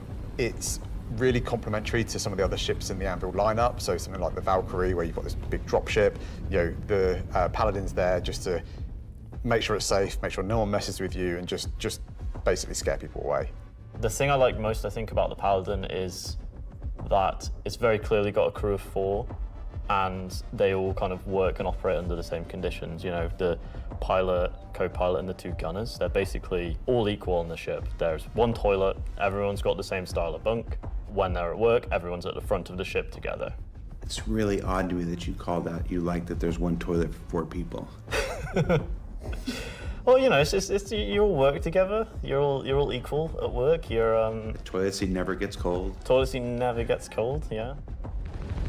So that's the Anvil Paladin. Whilst originally a military-built craft, it's the perfect ship for folks on the frontier trying to defend against threats. And talking of threats, let's move to our next ship, a replica from Hesperia. Hesperia are a high-end manufacturer. They specialize in recreating exotic and particularly alien spacecraft. Effectively what they're doing is they're remanufacturing them, making them a little bit more suitable for kind of human flight. And the latest offering from Hesperia is the Vandal Stinger. The Vandal are big, scary space aliens. They're like 7-foot-tall, evil war race that sort of take over, steal technology, absorb it, fuse it all together into their own needs. They are the relatively nasty aliens that you sometimes hear about and haven't seen much of yet. They also make really cool spaceships. The Stinger as a Vandal heavy fighter was reserved for their higher tier sort of ace pilots or high-ranking members within their clans. The Stinger is a competitor to something like the FA or, I guess, the Scorpius. It packs a lot of firepower in quite a large frame, so it's a very, very tanky spacecraft. The firepower is almost unrivaled in terms of just both the number and the size of them. So it's there for players who don't want agility. They don't want to be in and out quickly. They want to be there brawling with big guns and taking all the hits. One thing Isperia have done differently with the Stinger is they have done away with the majority of the bespoke weapons. They heard everyone's complaints about the glaive and blade and have stripped off the original Vandal weapons to allow customization for standard human weapons. With the exception of the single size 5 gun. Because it was too well integrated into the hull, even for Isperia to remove. All the additional weapons are generic mounts, so they can be swapped with any of the existing lineup that we have in the game. By doing this, it provides greater flexibility to the end user, and this is something Isperia wanted for the civilian market. For that one bespoke weapon, the size 5 plasma cannon, functionally it is the same as the existing size 5 plasma cannons on the Scythe and Glaive, but it is a sort of Gen 2 model and wraps it in a different aesthetic compared to those models. You'll see they're very much older Vandal styling. This is much newer Vandal styling, but underneath it is the same weapon that people have used for years. Our job as the vehicle art team on the PU was to take the Stinger from the squadron team and prepare it for life in the PU. We took an opportunity to take, this really well-established art style and, add extra details where needed. So the exterior is a real blend of these kind of hard surface, kind of rare alloyed kind of wings, and then underneath this real kind of organic structure that kind of webs all of the ship together. It connects the thrusters in, it connects all the kind of underside of the vehicle and pulls the whole ship together. You can tell it's very different from the Vandal ships that are currently in the PU. If you take, for example, the way the cockpits are constructed. Up at the front, we've got this big kind of bubble dome that gives the cockpit quite a unique shape compared to some of our other ships, and also gives the pilot a unique position within the ship and kind of gives great visibility out the front. Boarding the Stinger is a little unusual compared to other ships, obviously being alien in nature. You're going through a ramp at the rear, and it leads you kind of straight up into the belly of the ship. There's, lots of organic detail, rib cages, kind of strange alien forms. On entry of the cockpit, the seat kind of comes down towards you, and you kind of climb over the back of it a bit like a motorbike. You're basically riding into the cockpit. It feels very much like you're being carried inside the cockpit. Into the traditional prone flying pose that Vandal pilots use. I'm very happy with the Stinger. I think the team done a really good job of making something that feels different, it feels alien, but it suits our lineup of ships and it suits our universe. I think the guys did a really good job of respecting the direction and vision from the original Stinger and Vandal ships and Squadron. We've tried to take a lot of inspiration from movies and other science fiction material, but I think it sits well within the Star Citizen universe. So we have the Paladin for the People's Alliance. We have the Stinger for people that really like Vandal and want to try and pretend to be them. But what about the other mysterious faction we have running around? So Gray Chowdhury got his start as he was working at a cargo center out in Odin. He started being able to get his hands on some stuff that other people couldn't, items that necessarily you couldn't find on a store shelf, but you wanted anyway. I think Gray is interested in, happy customers. Gray just sees themselves as a conduit to get these things in the hands of people who would appreciate them. And I think that his latest offering is really going to turn some heads.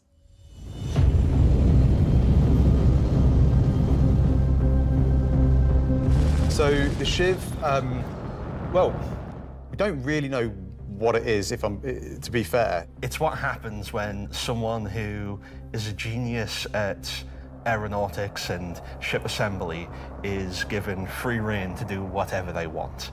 It's the best of whatever they can find lying around, put together to make something truly unique, wonderful, arguably beautiful, and just released out into the universe to see what happens.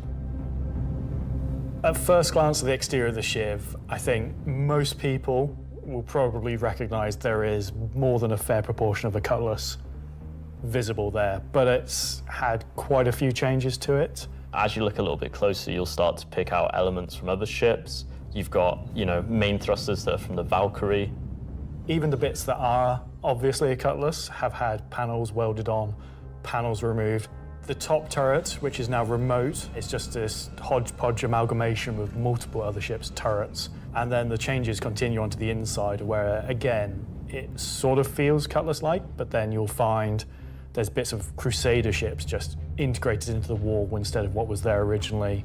It has lost its side entrance, some of its cargo capacity, but what it's gained is it's gained visually more powerful thrusters. It's gained a really kind of nice set of belly thrusters. It's upped its firepower. As ever with the refined work from Gray's Market, you can see that great care was taken to the health and safety to ensure that there's no trip hazards anywhere. There's like loose cables, panels are exposed.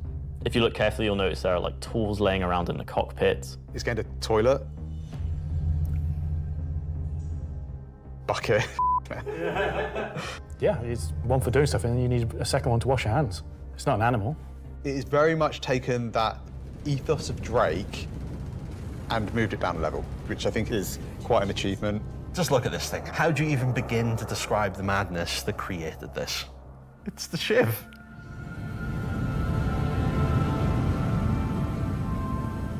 This is something new and different for Star Citizen. Where did it come from? I'm not going to answer that. Just Nope. nothing. Just No comment. Gray goes to places and talks to people. I mean, you know, there are just many ways to find these things that, you know, I mean, are they legitimate, you know, manufacturers? No. Are they operating on the right side of the law? Maybe not, but, you know, money's money.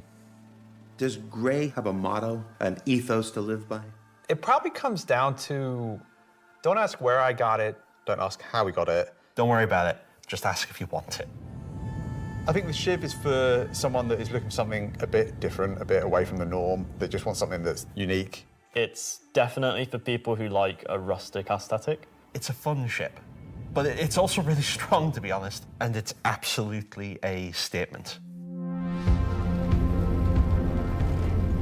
I'm happy with the 3 ship offerings. They are obviously very combat heavy. There's something we wouldn't normally release all at once, but honestly, all of them are a different statement and they're all cool.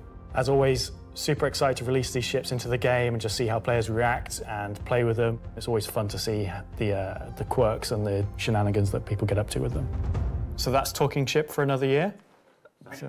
Yeah, you gotta do the thing with Lexi. Talking weapons. So I've just been informed that we have to do a bit of a timeshare agreement this year, so we have to throw it over to Alexi for Talkin Weapons, which is an extremely original name.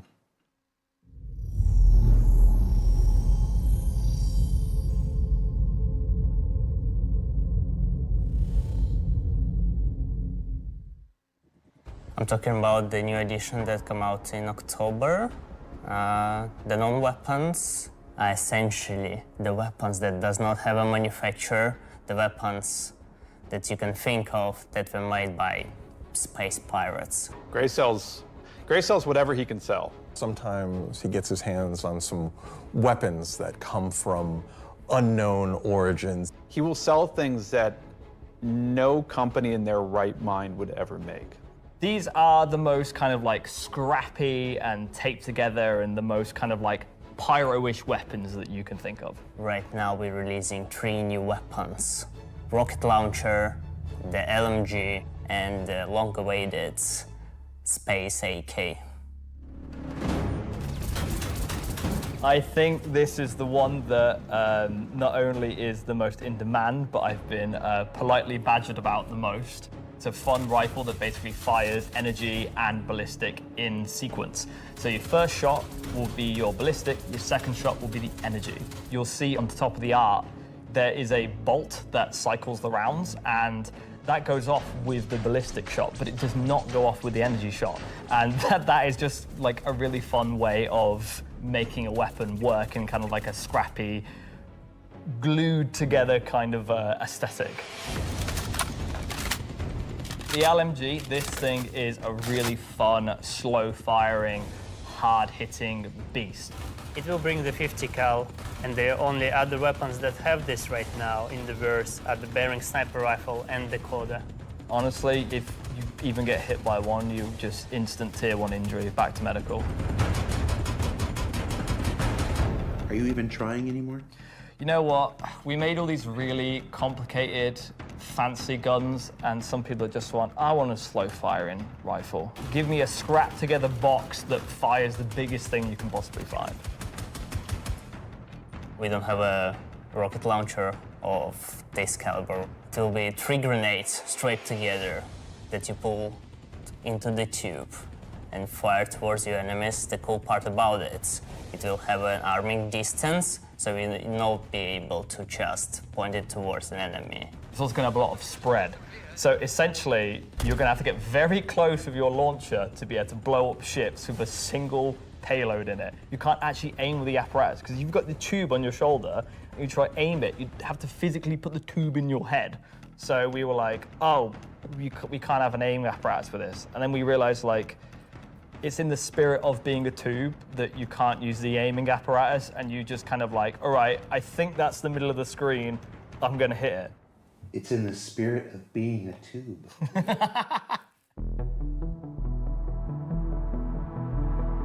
Are we gonna talk about binoculars? Binoculars are really cool.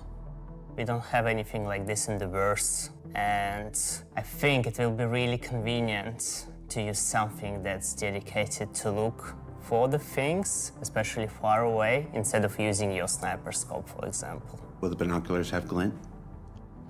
I'm not aware of this one. Probably not, because binoculars are not something that you need to be aware of.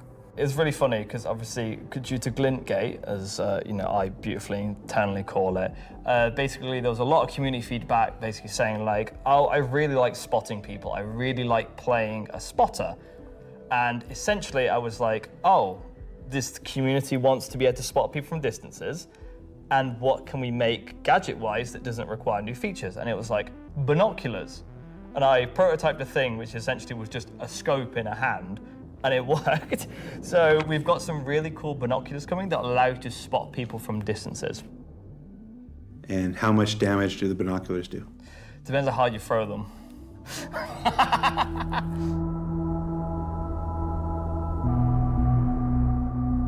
Thanks, Alexei and Zach. That's the end of this segment for this year. So that's Talking Ship and Weapons, unless anyone else is going to come and tell me something else. It's been an exciting year, and I think the next year of ships is going to be even more exciting and expansive than this year.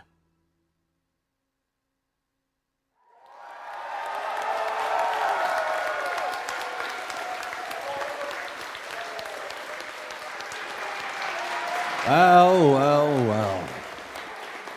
That is an eclectic bunch of combat ships for the verse, and they're all available right now up on the robertsspaceindustries.com store. Also, any minute now, there's going to be a PTU drop that includes all 3, so you can fly them now ahead of their release next week when Alpha 432 goes live. 3 combat ships. I wonder if they'll have any additional uses coming up later in the show. That's a hint. All right, what else can I shill? Oh, there's merch. We've got these cool new Levski desk mat things. These are always popular. There's some Levski metal posters on the store, and of course, love them or hate them, but you can't avoid them. There's this cool new Wickelo's Emporium t-shirt. Yeah. There's also a page published earlier today with a bunch of links to offerings from our third-party partners, from eye trackers to gaming chairs to voice packs to spaceship models from new partners like Planet Ring and Pigeon Spaceport and more. You can find all of that on the RSI website as well. And what else can I show? Oh, for those of you who are at watch parties, where is it? Challenge coins. Who doesn't love challenge coins? There's these lovely Levski-themed challenge coins if you're attending one of the 9 official watch parties around the world. There's also a digital one of these in the goodies pack, so you check those out. Don't leave today without getting your Levski challenge coin. All right, what else can I shill? Now I'm kind of tired of shilling. All right, let's find out some more about where we are. Simon, can we move? Can we do it? Oh, yeah, look at that. Okay, here we go. Pardon me. Excuse me. Hi, how you doing? Hey, that was my best angle. Hey, I gotta be careful. Last year I took 3 steps and tore a muscle.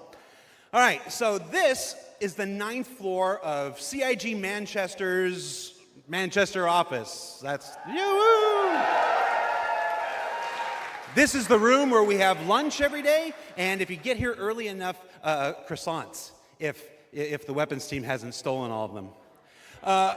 Over here, we got some cool mannequins representing different aspects of the game. You got the ever-present, Hurston security armor over here. That's really cool. You got your Dusters armor right here.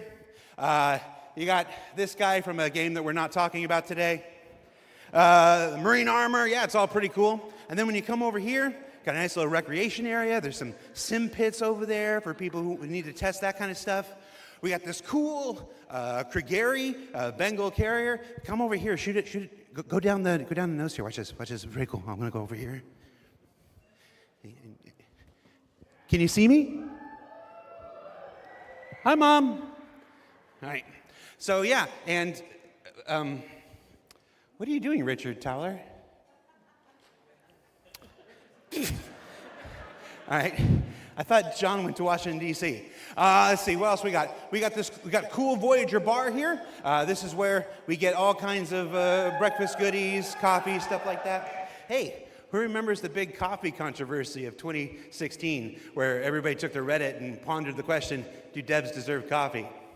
I do. You want to see what next year's big controversy is? Check this out. I'm gonna come over here. Do devs deserve coffee? Welcome to the Stargarita machine. Yeah.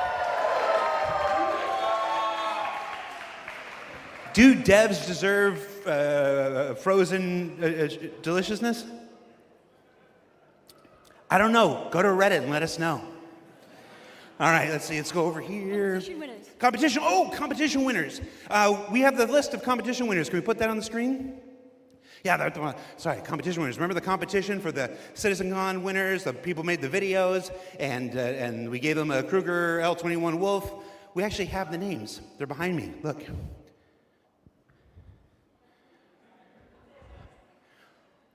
Oh.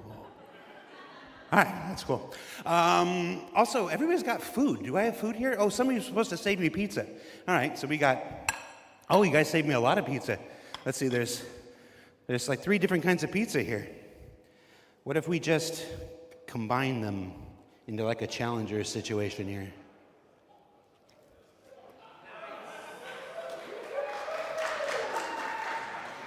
That's a CitizenCon throwback if you're not familiar with it. So I have now crafted my own pizza experience. And that is a terrible segue into our next segment. Gemma, Gemma, are you there? Yes, Jared. Can we fire up the FPS crafting segment while I try to chew this off camera? We sure can. Roll, BT. Let's go do that.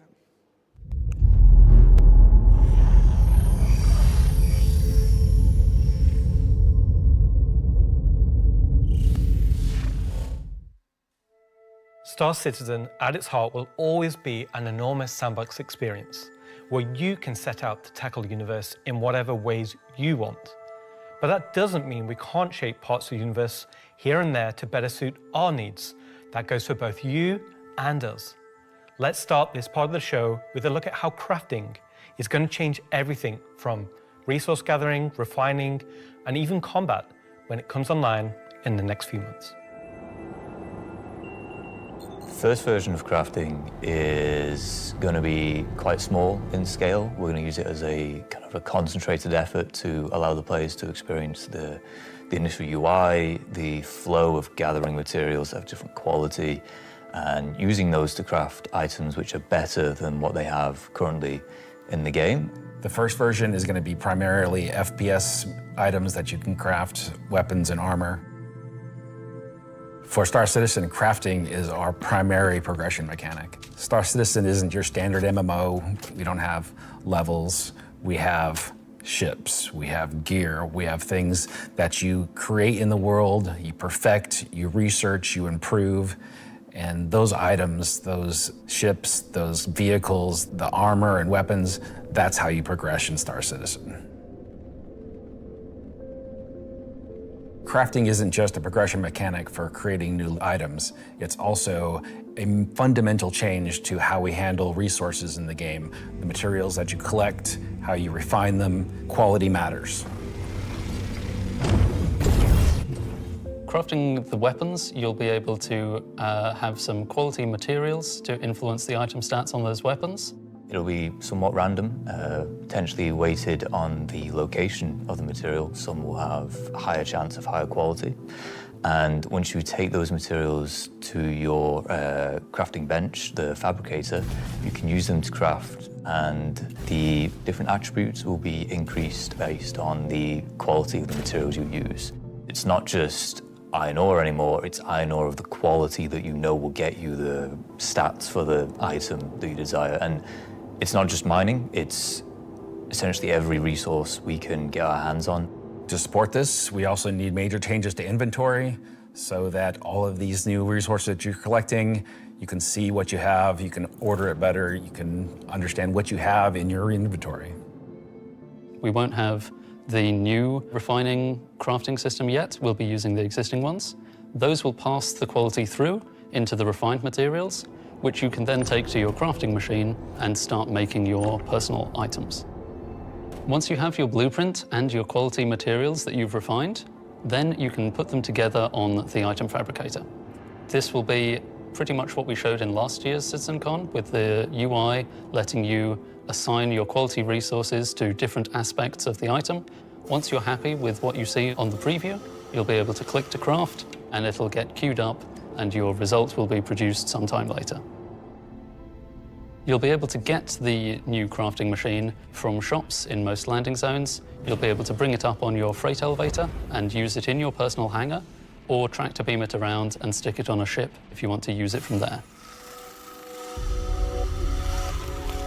There'll be a small amount of blueprints you get credited to your account just to test and mess around, but the vast majority of them will be earned through missions, and then you can use that blueprint to craft the item that it is that you've got the blueprint for. So it should be a good reason to go and test all the different various missions in the game.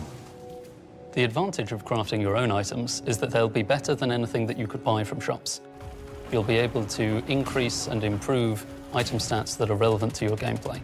Maybe a gun will shoot faster, maybe it'll do some more damage, or your armor will have greater resistances against environmental effects or incoming fire. You might be wondering, what about the upgrade and research? That will be coming in a subsequent release. We're happy with this initial scope for crafting. It's going to be so valuable for us as devs to kind of get the metrics in, get the feedback in, because then we can make the changes that, you know, they only become obvious, so to speak, when you have kind of mass amounts of data and mass amounts of users using it. So I'm very excited to get it out in the wild. It's our intention to get crafting out on tech preview by the end of the year and get the testing we need so we can release it when it's ready.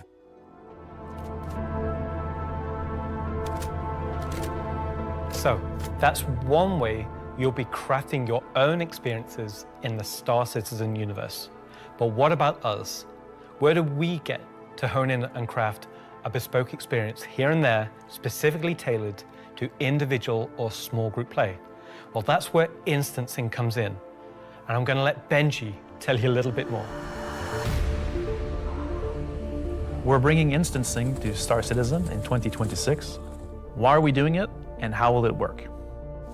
So if you've played any content in 2025 in Star Citizen, you know that most of these areas were in actual PvP zones where other players could interfere. Instancing is a means to create an environment where designers can create tailored content that's tuned to a specific group size, but it is also protected from outside interference. It's not to say that we don't love PvP. I'm a PvP guy. PvP me, bro. But like most MMOs, a good balance between a dangerous overworld and a protected instances is needed. Right now, we don't have this ability, and this is something we really need in order to give you a sense of progression that is tailored and balanced to a tunable amount of groups, so the difficulty matches the group size. There's a beginning and an end. It doesn't mean that that doesn't fit in our overworld strategy, meaning getting to the instance is dangerous, exiting the instance is dangerous, or can be interfered with others. But at least when you're playing the content, we can actually make something that's curated for one experience. So before anybody says this is only a PvE thing, this technology can also be applied to unlock curated PvP experiences that are as seamless as the PvE ones. So it's not about one thing or the other. It's really about unlocking developers' ability to create curated content. So that said, how will it work? Instancing is really an evolution over static to dynamic meshing. We want your instances to be as seamless as your instance hangars, meaning that when you take an elevator, you exit the elevator, you're inside the instance. A gateway opens, you cross that gateway, you're now into your instances. Could be also a quantum jump into an instance that you don't even see. The transition is just like a dynamic mesh transition. And so throughout the universe, we will be able to add these areas that are open or closed instances that allow you to join in either with a party and have a reserved instance for your party, or join in open instances that has a number of slots. And so some of those areas will be completely instanced on different servers. This allows us to leverage the compute power of the entire mesh. The closed ones will be really to drive one piece of content. You enter and exit seamlessly, just like we do with your instance hangars currently. Let's go and find out what one of our first instances will be. Siege of Arisen was an event we did previously, which created a gameplay scenario where the player had to run through and progress through contested islands of Arisen. This was a high-paced, high-intensity event, but it struggled a little bit from its technical execution. But now with the introduction of instancing, it gives us an opportunity to evolve it and modify it and make it better for you and a small group to work through that activity. It is an event that I had the honor of pretty much solely designing and building all of the logic and having the stress of trying to get it working. Agent Dooley from the CDF puts the call out for volunteers because basically the Ninetales have taken over sort of a cluster of floating platforms in Orison. And you are there to kill these sort of lieutenants of this terrorist organization and take back control.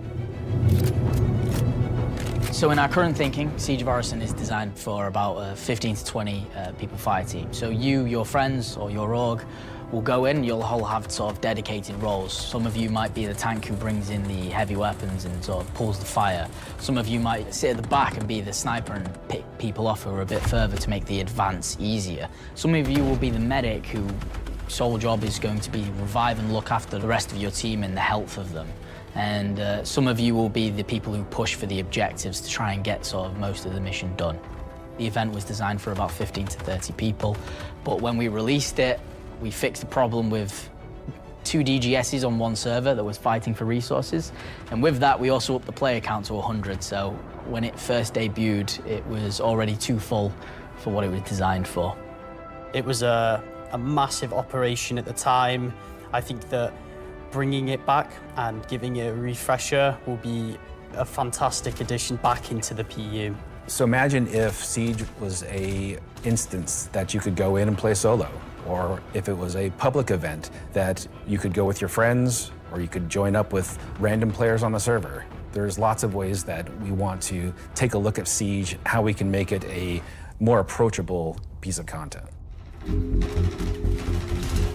I'm excited, to say the least, to bring back Siege of Orison to Star Citizen and to sort of have it be one of the first tests that we have for instancing and really get it back to sort of a core experience point where it should be. So while the next season is quite heavily focused on Nyx, I'm also very happy that we're not really ignoring our other 2 systems of Standard and Pyro, and we're going back there and we're sort of improving and expanding on the player's life in those 2 systems as well.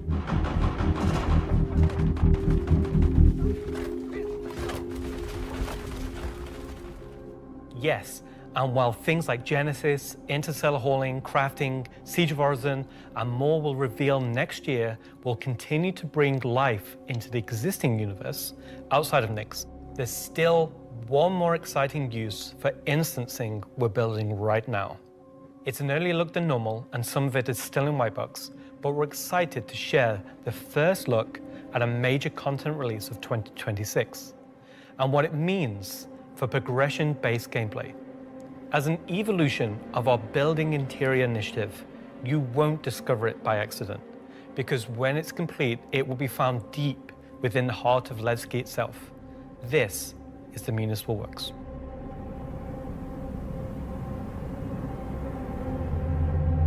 So inside the facility, you'll find huge vaporization chambers.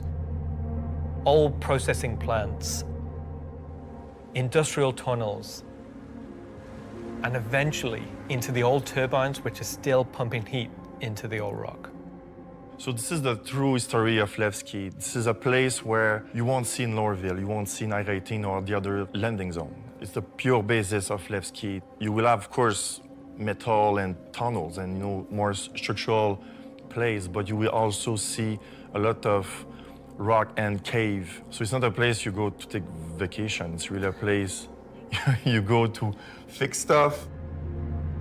Not everybody has what it takes to come down there and do the job that needs to be done. All of your sewage systems have stopped working. Everything's going to quite literally. And so the player is tasked with their group, most likely, to go into there, take out the outlaws, and get the facility working again.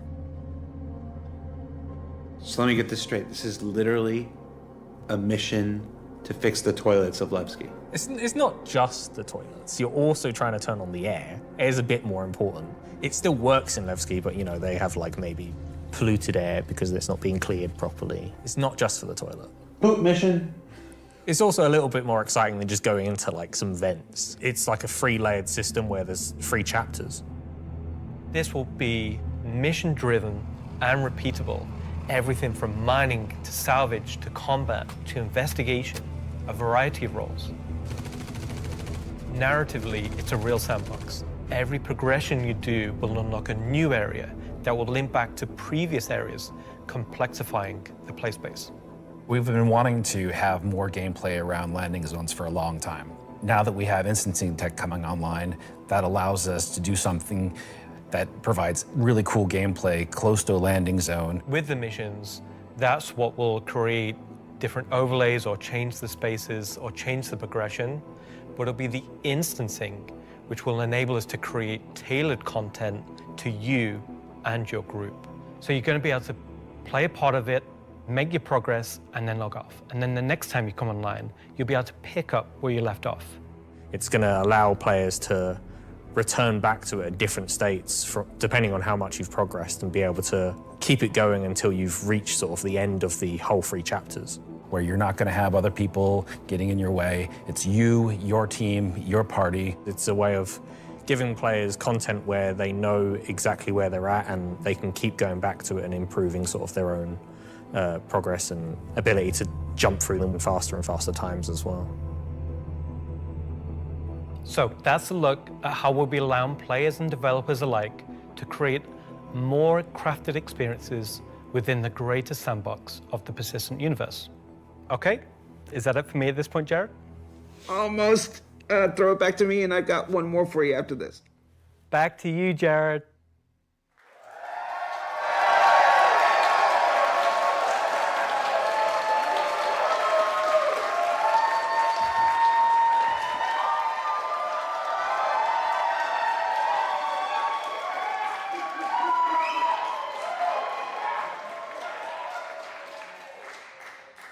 Everybody's really excited about the year ahead.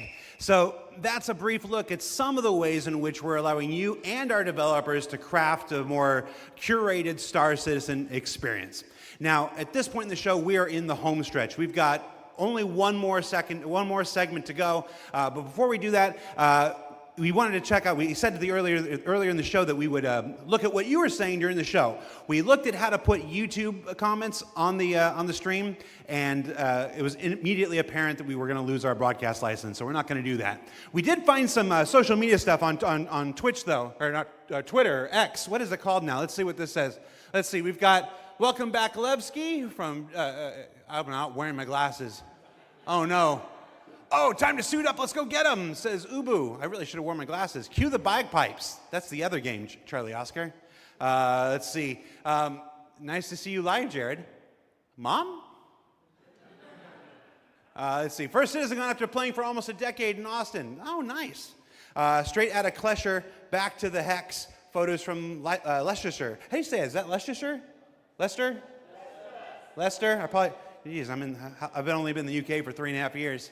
San Jose Bar Citizen Watch Party. Oh, somebody created a lovely Vandal mask there. Sean Tracy, can we get that in game? Just that, exactly. Just scan that, put that in game. All right, so that's a few reactions we're seeing on social media right now. Before we get to our big finale, or the thing we're going to wrap up the show with today, I did want to talk a little bit about big CitizenCon versus digital CitizenCon versus what we're doing today, which is CitizenCon Direct. Every year, CitizenCon is a monumental task for any number of people, whether that's development, marketing, the support teams, the platform teams. Everybody comes together to make this thing happen and go off, hopefully without a hitch. And so far, we've been doing all right, other than some stuff in the room here. You know who you are. They had to know. But doing CitizenCon is not always the easiest thing for our developers. You might not assume this, but most game developers are not social butterflies. They tend to like to sit quietly in the dark at their computers, like little goblins, and just make digital virtual worlds like this. And then I come in all happy and like, hey, you want to be on video? And they're like, no. And I'm like, it's in your contract. And they're like, oh, yeah.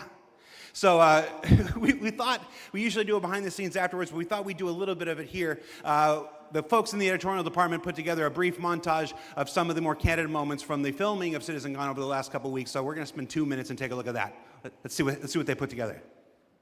How many CitizenCons have you performed in now? Performed? Just the one. Nope, my first one. One last year. 2. A few. 8 or 9? Maybe 9 or 10? Never. Man, I don't know, man. Did you like doing it? Yes, I was completely terrified. It was good, a bit stressful. The first live one, I was a mess. Weird combination of going from insane highs to insane lows. Live ones. Because? It's over. The live ones are pretty special. Pre-samp's always fun, but the live events are special, aren't they? Remember we were at that weird crack house in Ancos? Right. I like the live ones. I love these digital ones. These are the best. Every time I've done it, it has been a digital one, and I'd like to do one on stage. Is it because you have a restraining order against you, or? Didn't know if I was going to be sick, if I was going to lose my stomach. How hard is it to keep your eyes open on stage? That's not a problem with the lights. They're kind of, I'm realizing through this sentence that I'm closing my eyes as I speak. Do I do that a lot? I am a very shy individual, so this is me just trying to get out of my shell. Getting the crowd to react to the ideas that we've been working on for so long. We can react. Watch. Everybody. Yay! Yay! I can feel your passion from here. Cut the camera. Counting you down in like 30 seconds. I'm like, do I stand up? Do I sit down? Do I drink? Do I not? Do I talk? This will be the best one yet. That's right. Because it's nice and short. Is this all supposed to be usable content? Because I could be different. No. Of all your nicknames, why is Moist Master your favorite? I think you mean least favorite, and because it has the word moist in it. I mean, come on. We'll give you a new nickname by the end of this. Sounds good. Could do All with right. one. Let's get started.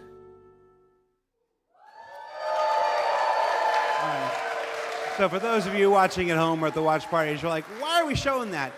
I put that in there because I'm eternally grateful for all of the CIG staff and developers who take the time to appear on these things, whether it's ISE, SCL, CitizenCon, walk on stage, be pre-recorded.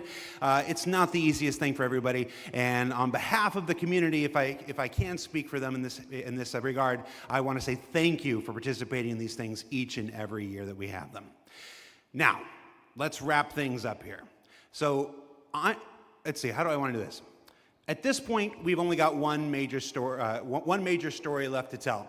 But before we do that, we wanted to do one more check-in on something we started last year. Last year, Rich Tyler took the stage and presented his roadmap to 1.0. And we didn't want to go an entire year without talking to the senior game director himself to get his update on that 1 year later. So we're going to throw it to him, and we're going to go to our last segment, and when we come back, we'll say our goodbyes. And if you're at a watch party, it's time to get... I was going to say... that's not a word I can say on the camera. Let's just go. Let's just throw it back to me. Go to me from 1 week ago.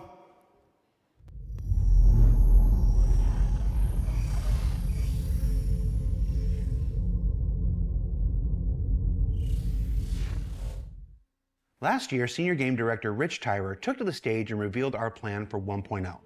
Now, before we end this year's CitizenCon Direct, we wanted to take a few moments and follow up on that reveal from last year, to do as we've done today and look at the year ahead. So, Rich, thanks for taking the time to join us. Well, you're welcome. All right, so we're going to jump right into it. Everybody knows the only constant in game development is change. So I'm going to ask you outright, what's changed about the road to 1.0? Well, fortunately nothing. It still remains our North Star. The team is busy working towards that goal in the background, and every patch this year has moved us towards that goal. And if you haven't watched the Star Citizen 1.0 presentation from last year, I highly recommend you do so, because everything in it is still relevant as of today. You mentioned every patch this year has moved us towards that goal, so I want to dig deeper into that. We've done, at this point, 9 releases in this year, more than any year prior. How does each one of these not just sit as their own moment in time, but move us forward on this road to 1.0? Well, last year I discussed the framework of 1.0, how all those complex systems can tie together. And one of the core aspects of that was the main story, which became the spine of the universe, which brought all of the locations, mission givers, guilds, and all the different areas of the game to the players. Now, what I didn't talk about from last year was all of the content that was going to support that framework, add the flesh to the bones, should we say. And I think that's where this year has moved us towards that goal. If you think about previous events of previous years, they've generally been locations that we've put into the verse, but they've been transient. We've taken them away, like Siege of Orison or Zenithreat. We've added them to game and then they've been moved away. And I think with the addition of the patches this year, when you look at the Hathor facilities, Onyx facility, these are permanent additions to the world that not only have their own story, as when we release them with the patches, but they'll also become points of interest and areas that the larger 1.0 narrative will utilize. Since we're on story, I'm going to stay with this here. Since we launched the PU back in 2015, it's always been this sandbox where players can do what they want. They can bring their own story to the verse, and that'll never change. But how important is it that we also build this concurrent narrative of our own, this crafted experience, if you will, alongside that? Well, we're trying to create a living, breathing universe. And that includes both the player stories that you mentioned, that they can go and enjoy and create their own memories together. But it also means that we want to have a universe that gives back. We want areas and locations to feel like they're believable and real life locations. And if you look throughout this year and the patches that we've worked towards, we've had an overarching story that's moved from patch to patch, and we're going through some of those cycles right now. We've also been introducing mission content that has fully voiced dialogue and facial animation, which allows us to inject some of the meaning and the why to what you are doing as a player. And I think story is integral to Star Citizen as a connective tissue that ties all of these different complex systems together, because it takes players on that journey throughout the game. To see this big turn this year to start injecting story into the verse, I think people are really responding to it. So everybody knows, and you mentioned just now, that this year we changed a whole lot about how we operate and how we release things. How do you think that's gone? I think it's gone very well. I think if the mantra that I've always been pushing this year at the beginning of January was patch always goes. And I think this year has seen a different development strategy for how we've been moving the game forward. That's where this different strategy has allowed us to really take a wider approach. And we also have to remember that Star Citizen is played by tens of thousands of players every day. And while we have lofty future goals, we still have to make decisions right now that make the game fun for the people that are playing it all the time, playing it as their daily game. If you look at previous years, we've had to hold a patch back, we've had to make concessions, mainly due to around a feature may not have been ready or right to go into there. There were 3 months, 4 months, sometimes 5 months between patches. Exactly, and I don't think that's good for anybody. I don't think it's good for the players. I don't think it's good for the development team. I think it's better to have regular cadence of drops. One good example is this year for A Line of Mine. People probably don't know, but A Line of Mine, when you turned on the laser it was actually supposed to reveal the Sandworm This Valakar. And I played it, and it didn't hit the quality that I wanted to go into the game. So we changed, and I took it out, and I made that decision alongside Chris and Erin, and we've held that back, and we're going to work on that towards a future patch. But I think definitely the more regular cadences has had the multiple benefits, and like I said, I want to dispel a myth right here, right now. Like, features are still being worked on quite heavily in the background, from radar and scanning in FPS, the new quantum, to inventory, engineering and crafting, and all of those features are going to be coming very, very soon for players to get their hands on. And, you know, I'm going to be honest, I'm not going to sit here and say that if I was to go back to the start of the year, I would hope that we would have released more features. But I also think every decision we've made this year has been through the lens of making the live experience as stable and as good as possible. Absolutely. All right, so that's a bit about the year before. And the year before has been, I've said this before, I've said it internally, I've said it out there, I'm going to say it right now again on camera. I think this has been the best year of Star Citizen ever. And I'm willing to look right into the camera and say that. The player numbers are up, engagement numbers are up, the length of the play sessions are up, bug numbers are down, 30K is gone. It's been a solid year. But CitizenCon isn't CitizenCon without talking about the future, so I want to move us to the future. We've talked about story, we've talked about this more diegetic, immersive universe and adding voice lines and stuff like this. But where do we go from here? Obviously that continues, but what more are we going to do to make this universe seem alive and real and breathing? I think the biggest thing is to start having that conversation be two-way. So if you think about this year, like you mentioned, we've been having fully voiced NPCs, but a lot of those missions and those NPCs, they're talking to you, they're talking at you. Right. You don't get to talk back to them. Now, obviously, you get to interact with them through your actions. You get to go and do their mission, and you get to move that along, and then they talk to you again. But it's a one-way conversation. We're missing that conversation wheel. Exactly. The next part would be physical mission givers. That's something that we're going to be working towards very soon, with Battaglia being the first one coming back in the verse. And just to be clear, we will be bringing all the mission givers eventually back, and we want them to be an integral part of the verse and the story that players go and enjoy. We want the locations to be brought to life, and as we mentioned last year, we want to have interactive scenes that you can go and be part of. And obviously the full end goal is towards, you know, to have cinematic stories in the game, and that is what we're going to be pushing towards. Everything we do, every decision we make is through the lens of moving us closer to 1.0. It might sometimes be difficult to see why those decisions have been made at the time they've been made, but rest assured that Star Citizen 1.0 is still our North Star. That's what we're still aiming towards, and that's what we're going to be moving forward with every patch next year as well. I'm remembering when mission givers were first introduced, they sometimes became a bottleneck.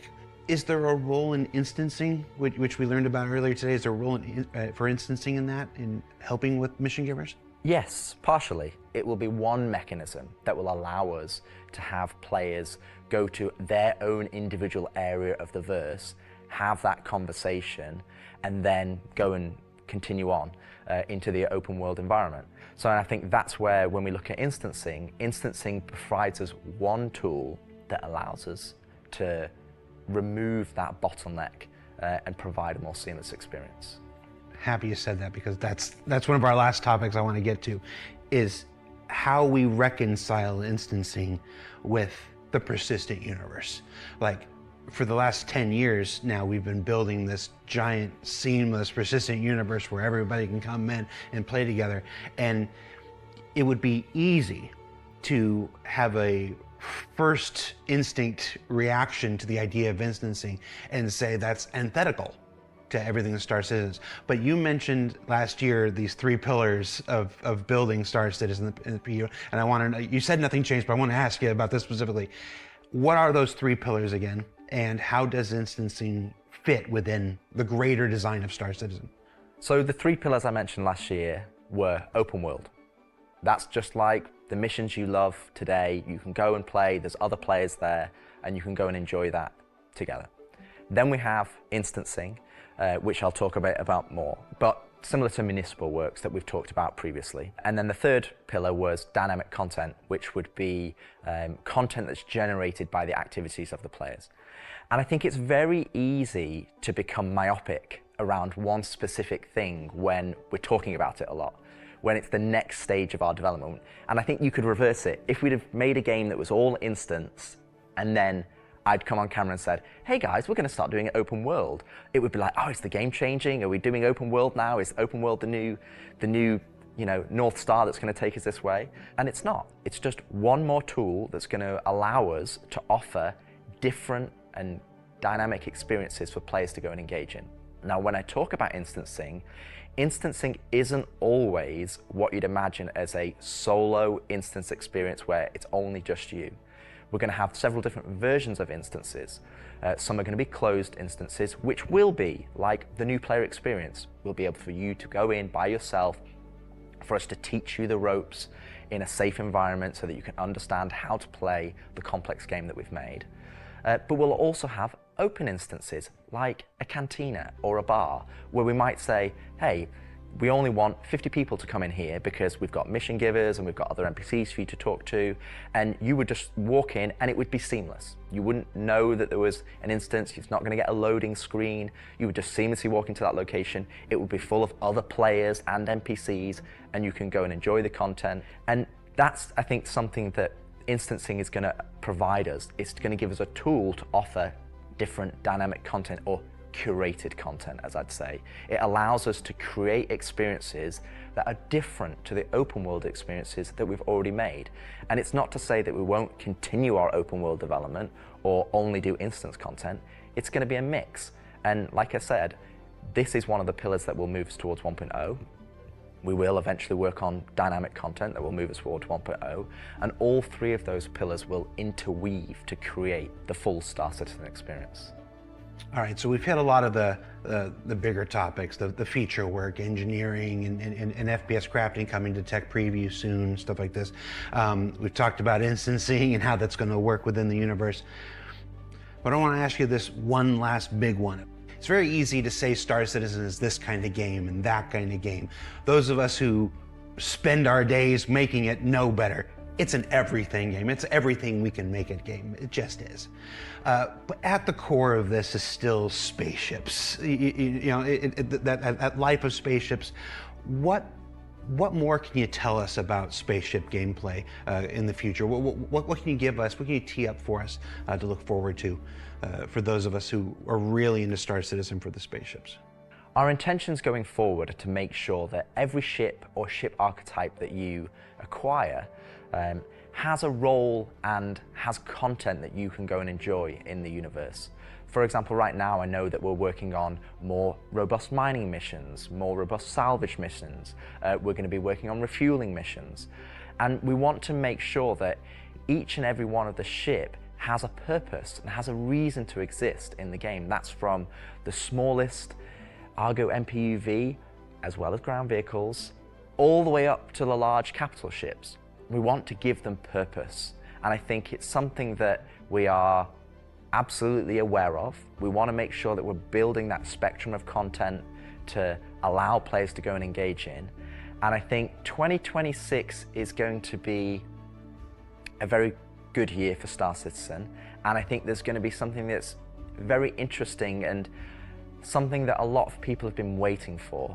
But rather than me spoil it, I'll let Ian and the team go into the details on that. He had a twinkle in his eye. Ian, take it away.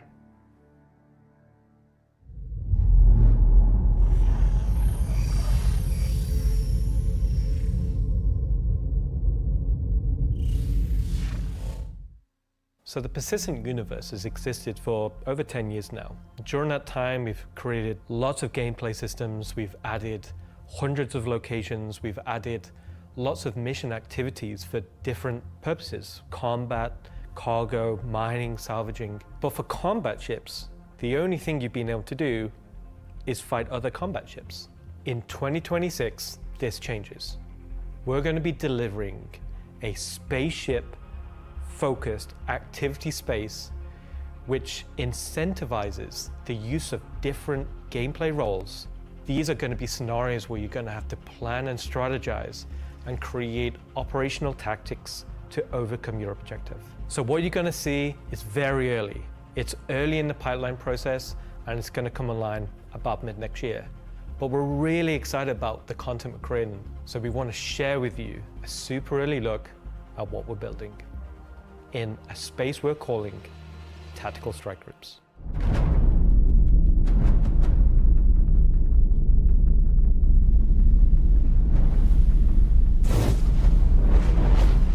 The People's Alliance are still trying to get to the bottom of what this new faction is really doing in the Nyx system. They've sent a capital ship to check out a station and run into more than they can take care of themselves. Unfortunately, that team came under attack and members of their groups were taken hostage. Now they've reached out to Intersec, who've reached out to you to help recover the pilot. Of course, it's unwise to do this alone, so you'll need to put a team together to attack the station. When you arrive, you will have this big asteroid, kind of broken asteroid, and on this you will have this base where you will find 3 big arms. You will see in the middle, you will have this big energy core. Everything here has a purpose. It's not just for the show, just something nice to see. You'll see a People's Alliance-owned Idris that's just on the outside, and it's going to be getting harassed by this unknown faction that you have met before. So your first objective here is to clear out the ships. There'll be waves of these ships, so this is where you want your light or your medium or your heavy fighters, whichever playstyle you prefer.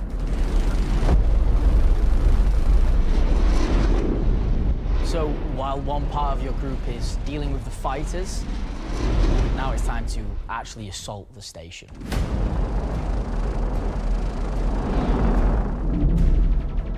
This station has been outfitted to resist all of the obvious way of attacks. Somehow they've incorporated Vanduul capital ship killing turrets. These turrets ignore small fighters, and they have the firepower to destroy even the biggest capital ships. Your Polaris and your Idris, if you get it close, it will get shredded. The idea of these is so we can sort of make it so we can mix up that ship combat, and not everyone can just bring the biggest ship and win just because they have the biggest ship.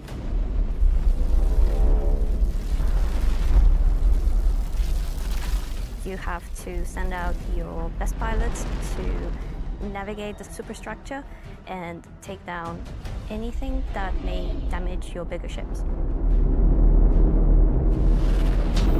So at this point you're thinking, destroy the turrets. But it's not that easy.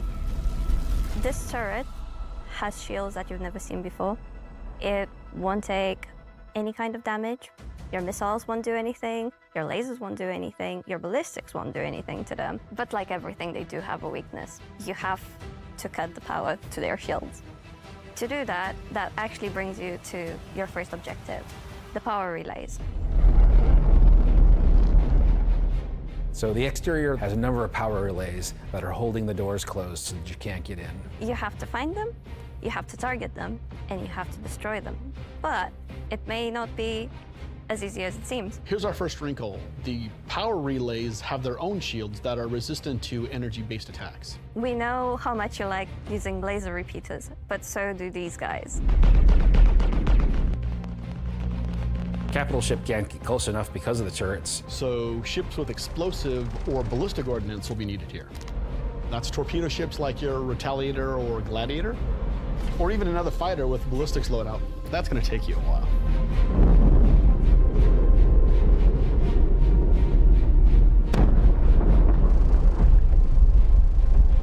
Once the power relays have been taken down, the station opens up. And this is where things get really cool. Now it's time for you to fly your ship inside the station. Yeah, you, in your ship, fly into the superstructure of this station. How cool is that? I feel like this is a proud dad moment. Thank you, Jared. We're just going to call it what it is. It's a trench run. Trench run.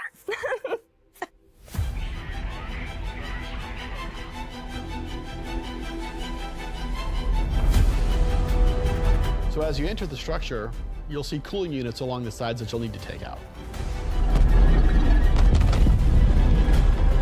There's 3 arms to the station that have these trenches. You'll fly into one, and then there'll be a core in the center, and then you'll move out another trench. You're either gonna do it multiple times, or you need to bring friends. At this point, the core is still protected, so these are essentially strafing runs. There are objects to avoid. You're going to have to be able to dodge. You're going to have to move quickly. You need an agile ship. Because the shield generator that you're targeting is emitting lots of distortion damage. So once the cooling units are out, that exposes the core to overheat, which means that you can attack it from the inside and also from exhaust ports on the outside of the station. This core is armored and just takes a whole lot of damage.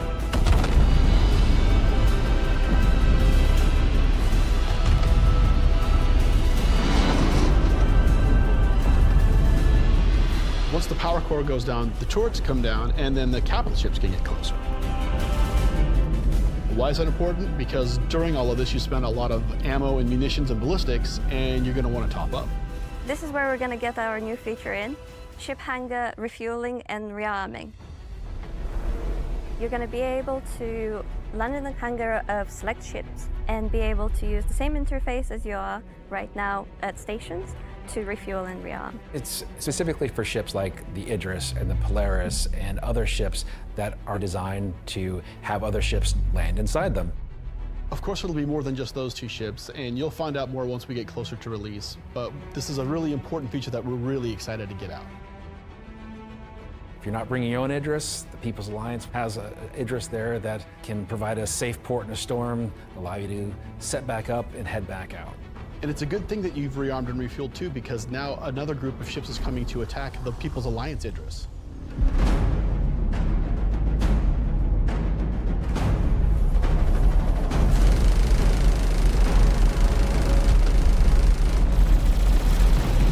So while the fighters are protecting the Idris, what's happening at the station?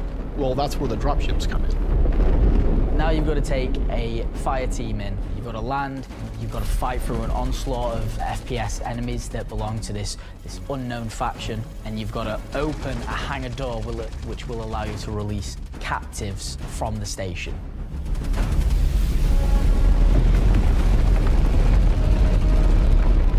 After you've opened the doors and that person's taken off, you've just got to make sure they get to safety.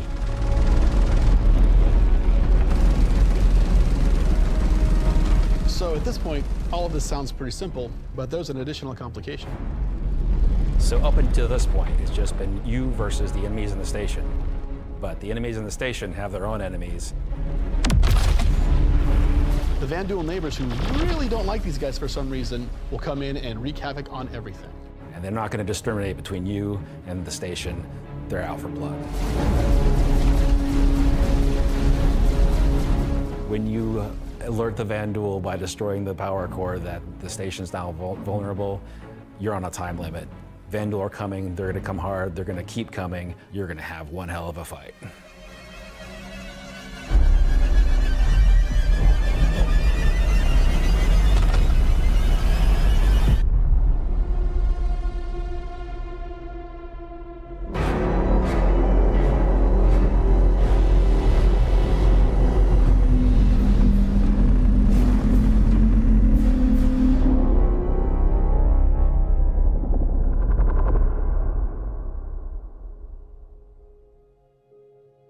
Tactical strike groups. I'm personally so invested in this. So throughout 2025, we created a variety of content. Some of it was very focused on FPS combat. So personally, driving a more vehicle-based experience was very important to me. This is a defining statement that I want to do in 2026. We're a spaceship game. There are prized possessions. To the objects we fall in love with. This is the content we want to create, which creates scenarios and roles for you to use those spaceships. We won't get to all roles initially, but we should see this as a landmark, a position where we can see a gameplay space which incentivizes the use of different ships and scenarios to clear objectives and complete missions in a variety of roles. And in the future, we can use this to expand on. So I hope you're all just as excited as I am for tactical strike groups. They're gonna be fantastic.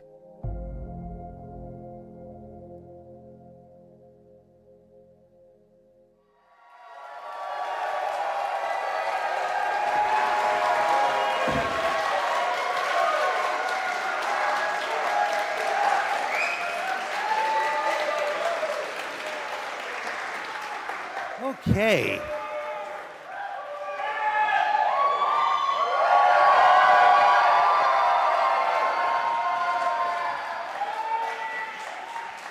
Why do you still have the puppet? John, come home. All right, so tactical strike groups. You know, it's been a long road for the last 10 years. The PU's been around. We've done lots to build stuff for mining ships and for salvage ships, and as Rich said, we're currently building out even more for those, and our first refueling missions coming online in 2026.